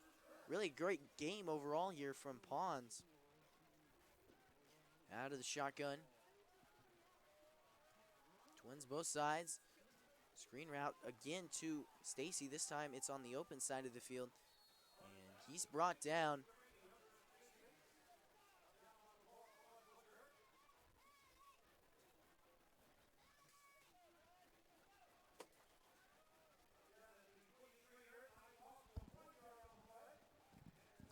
up second down and 11 after that screenplay. And I talked about how we'd see a lot of screenplays in this game because of the sure zone, almost sure zone defense, and how they're dropping back early in that play, during the play, excuse me. But we haven't seen a lot of those screen routes, and they didn't work out 2 times in a row there. So they'll go back to another Hunter Sharp there on the left side, and worked out perfectly. It worked out there and brings up 3rd down and short. 3rd down and 3, that is. And Hunter Sharp jogs off the field for a little rest. He hasn't been out for quite a while, being on just about every special teams and on both sides of the ball. So really has got to be tired here in this game, but really a key player for this offense, so you got to keep him in. Right side handoff, and Pons is taken down in the backfield. And a good play call the right side to attack, but really just a great play by that defense. I've talked about him all night. Nicholas Baum really just been all over the place and understands the football field really well. He's staying at home almost every time, and then when he finds a gap in that offensive line, he's shooting through it. He's stopping whatever run's coming through, and Nicholas Baum is definitely one of the key players on this Arc City defense, as he's made quite a few big ones tonight.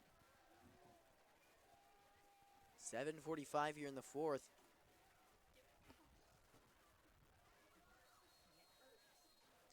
Fourth down and 3, and we'll see a timeout. Timeout Valley Center. So we'll see you back here in Hornet Studios after a short commercial break.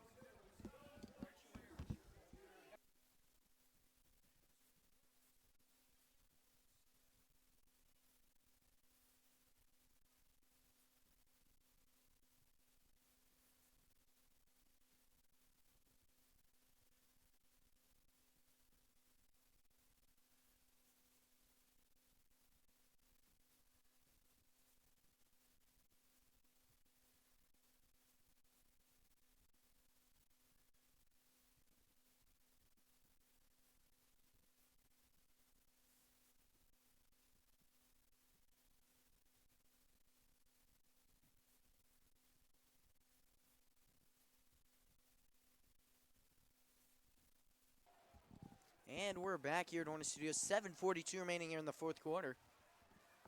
And 4th down and 3. The Hornets going for it, and rightfully so. As 7:42 shows here, and they have to get a touchdown to take this lead.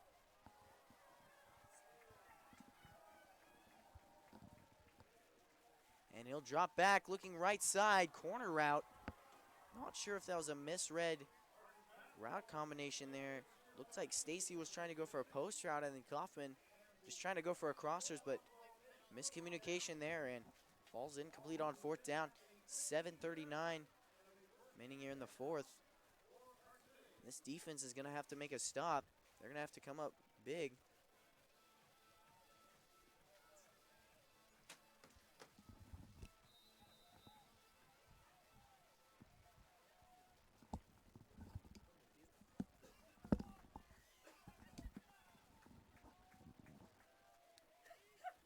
And Welch out of the shotgun here.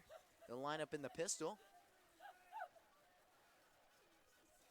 Twins left side and motion around and off to the left side. Good lead blocker there, and the play keeps on moving. A pile over the middle, but nothing there. Gain of 5, I believe it was.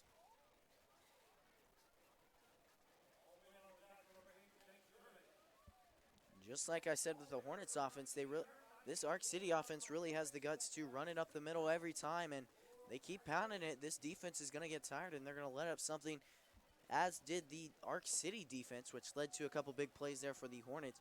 Motion around the right side, hand off again, this time to the other side. Same concept. Same play, same gap, but not as many yards. 3rd down and about 3.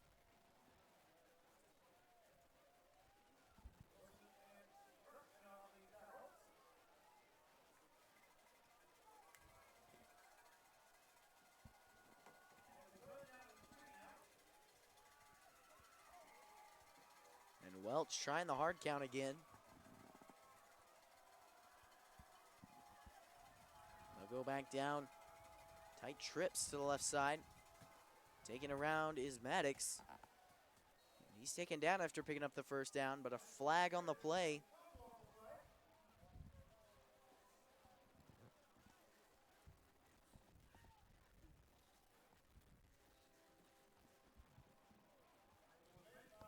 Confusion on the field after a flag was thrown.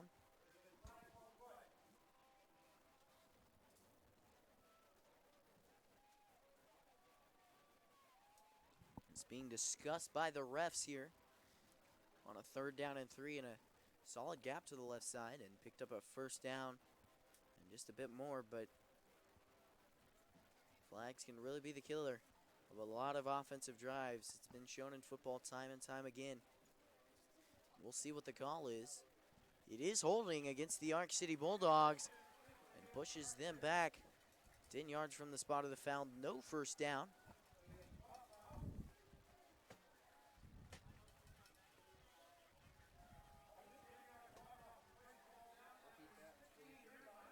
And 10-yard walk-off from the spot of the foul. They'll say it was at the just past the chains is where the holding was. So 3rd down and 9 here.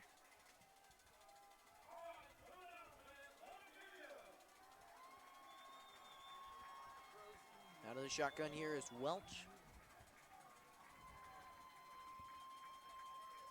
And he'll drop back. Line is surrounding him. A perfect throw there for a corner route, but Jalen Hottie there. Looks like the corner route was thrown or overthrown just a bit. And that right there, once had a quarterback coach tell me that is the toughest route to throw, catch, and cover in football. One of the hardest routes, but if you can complete it, then it'll be a deadly play. It didn't work out there, but a passing interference called, and I mean, all in the end, it works out for Ark City. A tough play for the Hornets. And a lot of times, this happens a lot in college and professional football. Not so much in high school, but it worked out there. They'll send a guy on a deep route and bomb it down there just so they can try and get that passing interference call. Right side handoff goes to Maddox. And he tries to bounce it outside. Gain of about 4 there.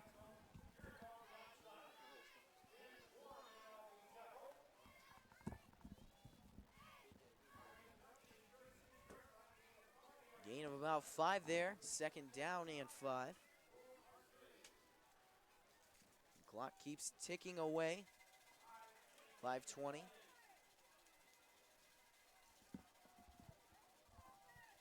The shotgun here is Welch still.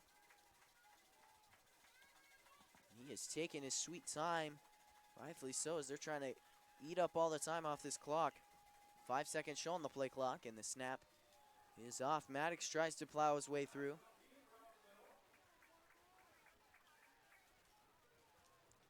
And gain of maybe 1 or 2 there. Kyler Meyer checks in on the defensive side for Cameron Kaufman. And this drive has taken quite a bit of time off this clock. Just in 1 play. Looked up there at the start, it said 5:25. And it says 4:30 now. A whole minute from 1 play. They're getting exactly what they want out of this drive. Quick screen route falls incomplete there. Intended for number 42, Rhett Lathers. But incomplete, and it wasn't a bad throw. Just mishandled there. 4th down, and the clock stops at 4:24. So we'll see the punt team come out here.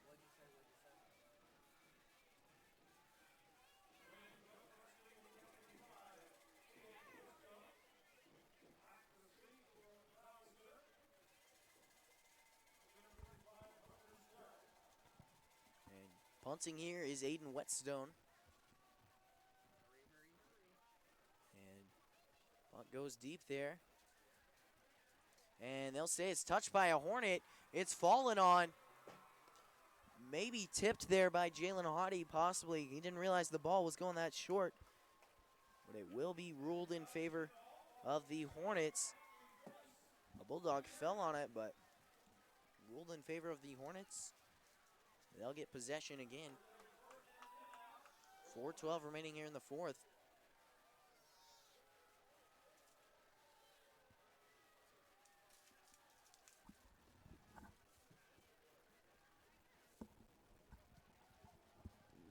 First down and 10 here from the 38-yard line.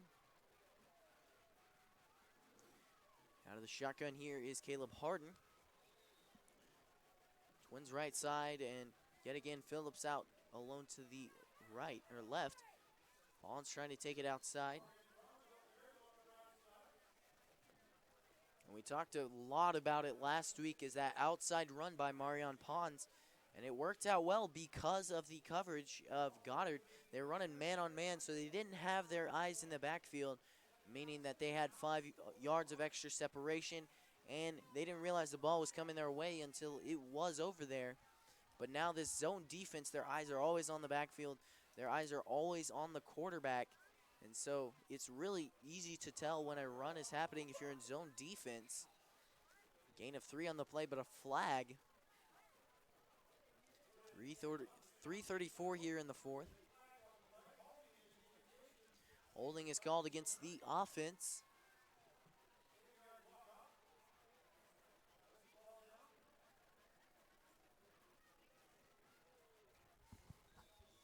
Ten-yard walk-off pins them back with a second down and what I believe is 16.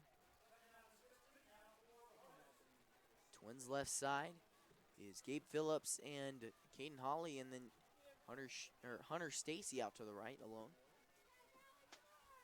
And Harden is rushed. He finds a gap, but he's taken down. A really good leg tackle there by number 5, Jamari Jordan. And he had the pick earlier. A really game-shifting play right there. And then also brings down Harden just now. And Harden had a solid gap, just a really good play by Jamari Jordan as he dived and made a shoelace tackle. Worked out, stopping the Hornets with only a gain of 3. Third down and a long 13. They're going to need a big play here. Out of the shotgun. Harden rolls out left side. Looking for a wheel route. Hunter Sharp, it's misthrown, and ball's incomplete, out of bounds. Fourth down and 13 here.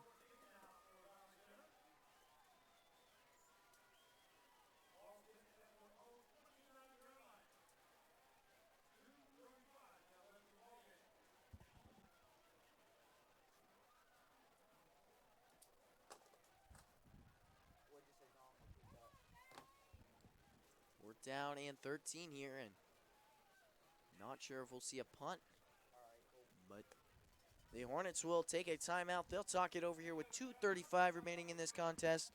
We'll see you back here at Hornet Studios after a short commercial break.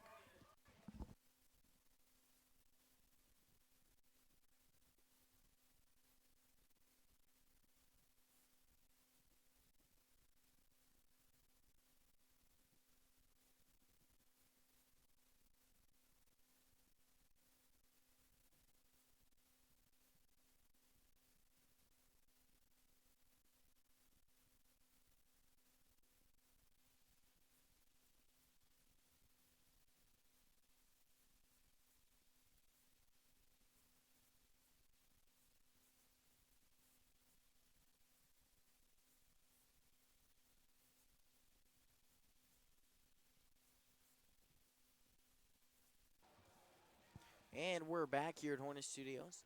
The Hornets take the field on 4th down and 13. And a struggling drive they've had. Had 2nd down and 5, but called back because of a holding. Brought up 2nd down and long, where they struggled from there. 4th down and long here. Trips left side.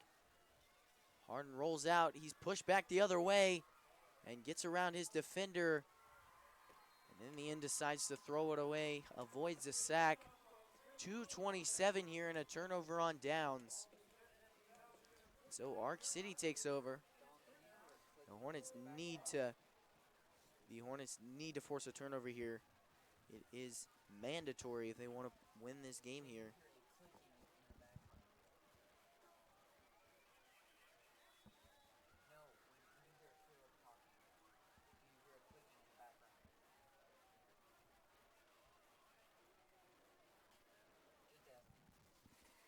And taking the field here is Gabe Welch and company. 2:27 shows here in the fourth. Classic I formation. Schneckenberg with the tight end to the right and then twins to the right as well. And there is Braden Maddox to the right side. Loss of 2 there. Second down and 12.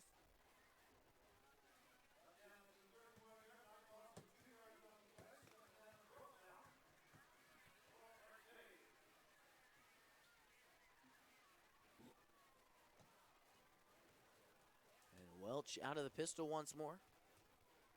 Time taken away under 2 minutes here. Tries the hard count. Nothing there after the loss of 2.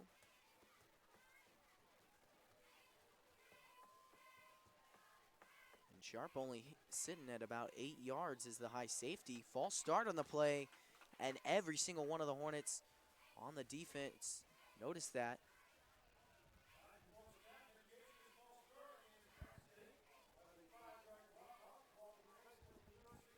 Five-yard walk-off there.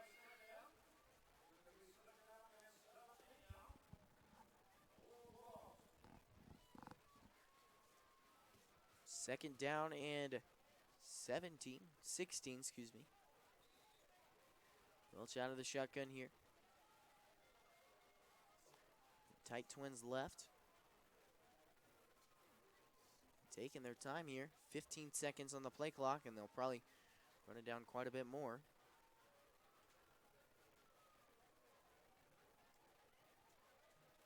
Right side handoff there, bouncing it outside is Maddox. And not much there. Third down and about 13.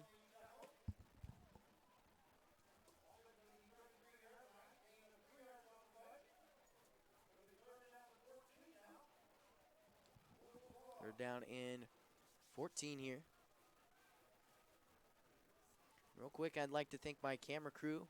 On the TriCaster is Dominic Santiago, and then our cameramen have been Mr. Ty Unrau and Angelita Alonso and Brooke Helton have been on the cameras tonight. Third down and 14, under a minute left here, and the Hornets looking to force a turnover here. Right side handoff, Maddox takes it.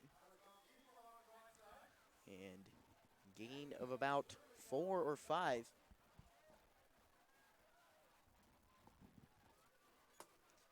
Seconds. Game taken away here. 30 seconds. Maybe enough for a Hail Mary if the Hornets can get about 10 seconds, which is about where they'll be sitting at if they get this ball on a turnover on downs.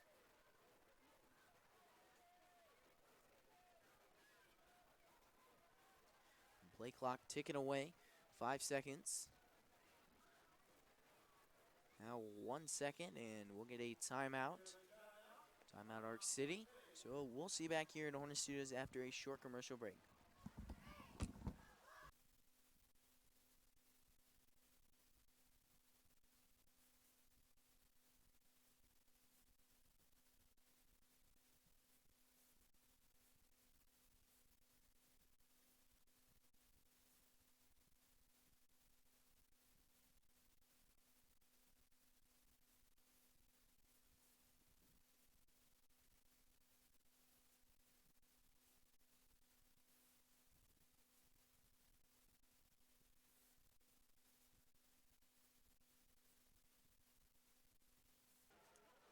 And 7 seconds show here on the clock. 13-7 your score, and fourth down here for the Arc City Bulldogs. We'll likely see them just try and waste away this time on this clock. And off right side, Maddox takes it on the sideline, and he's taken down with 3 seconds. So a turnover on downs. The Hornets try and maybe get a Hail Mary play. No, excuse me, 1 second remains.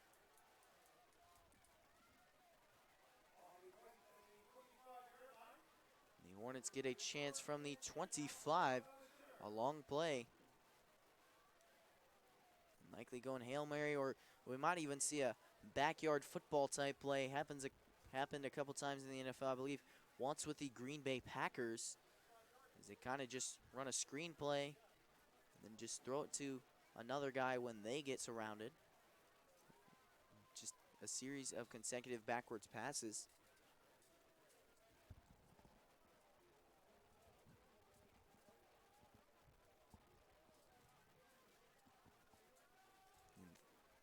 Just 2 or 3 down linemen here, and then everyone else back deep here for the Bulldogs. Even a little play action there. Pons takes off, and he's racing through. Breaks a couple tackles, but he is brought down at the 47-yard line. That's going to end off the game. Your final score, 13-7. And your Hornets unfortunately fall to the Arc City Bulldogs, bringing them to 2-5 on the season. That's going to be all for tonight. I'm Caleb Rose, and thanks so much for tuning in here, and have a great night.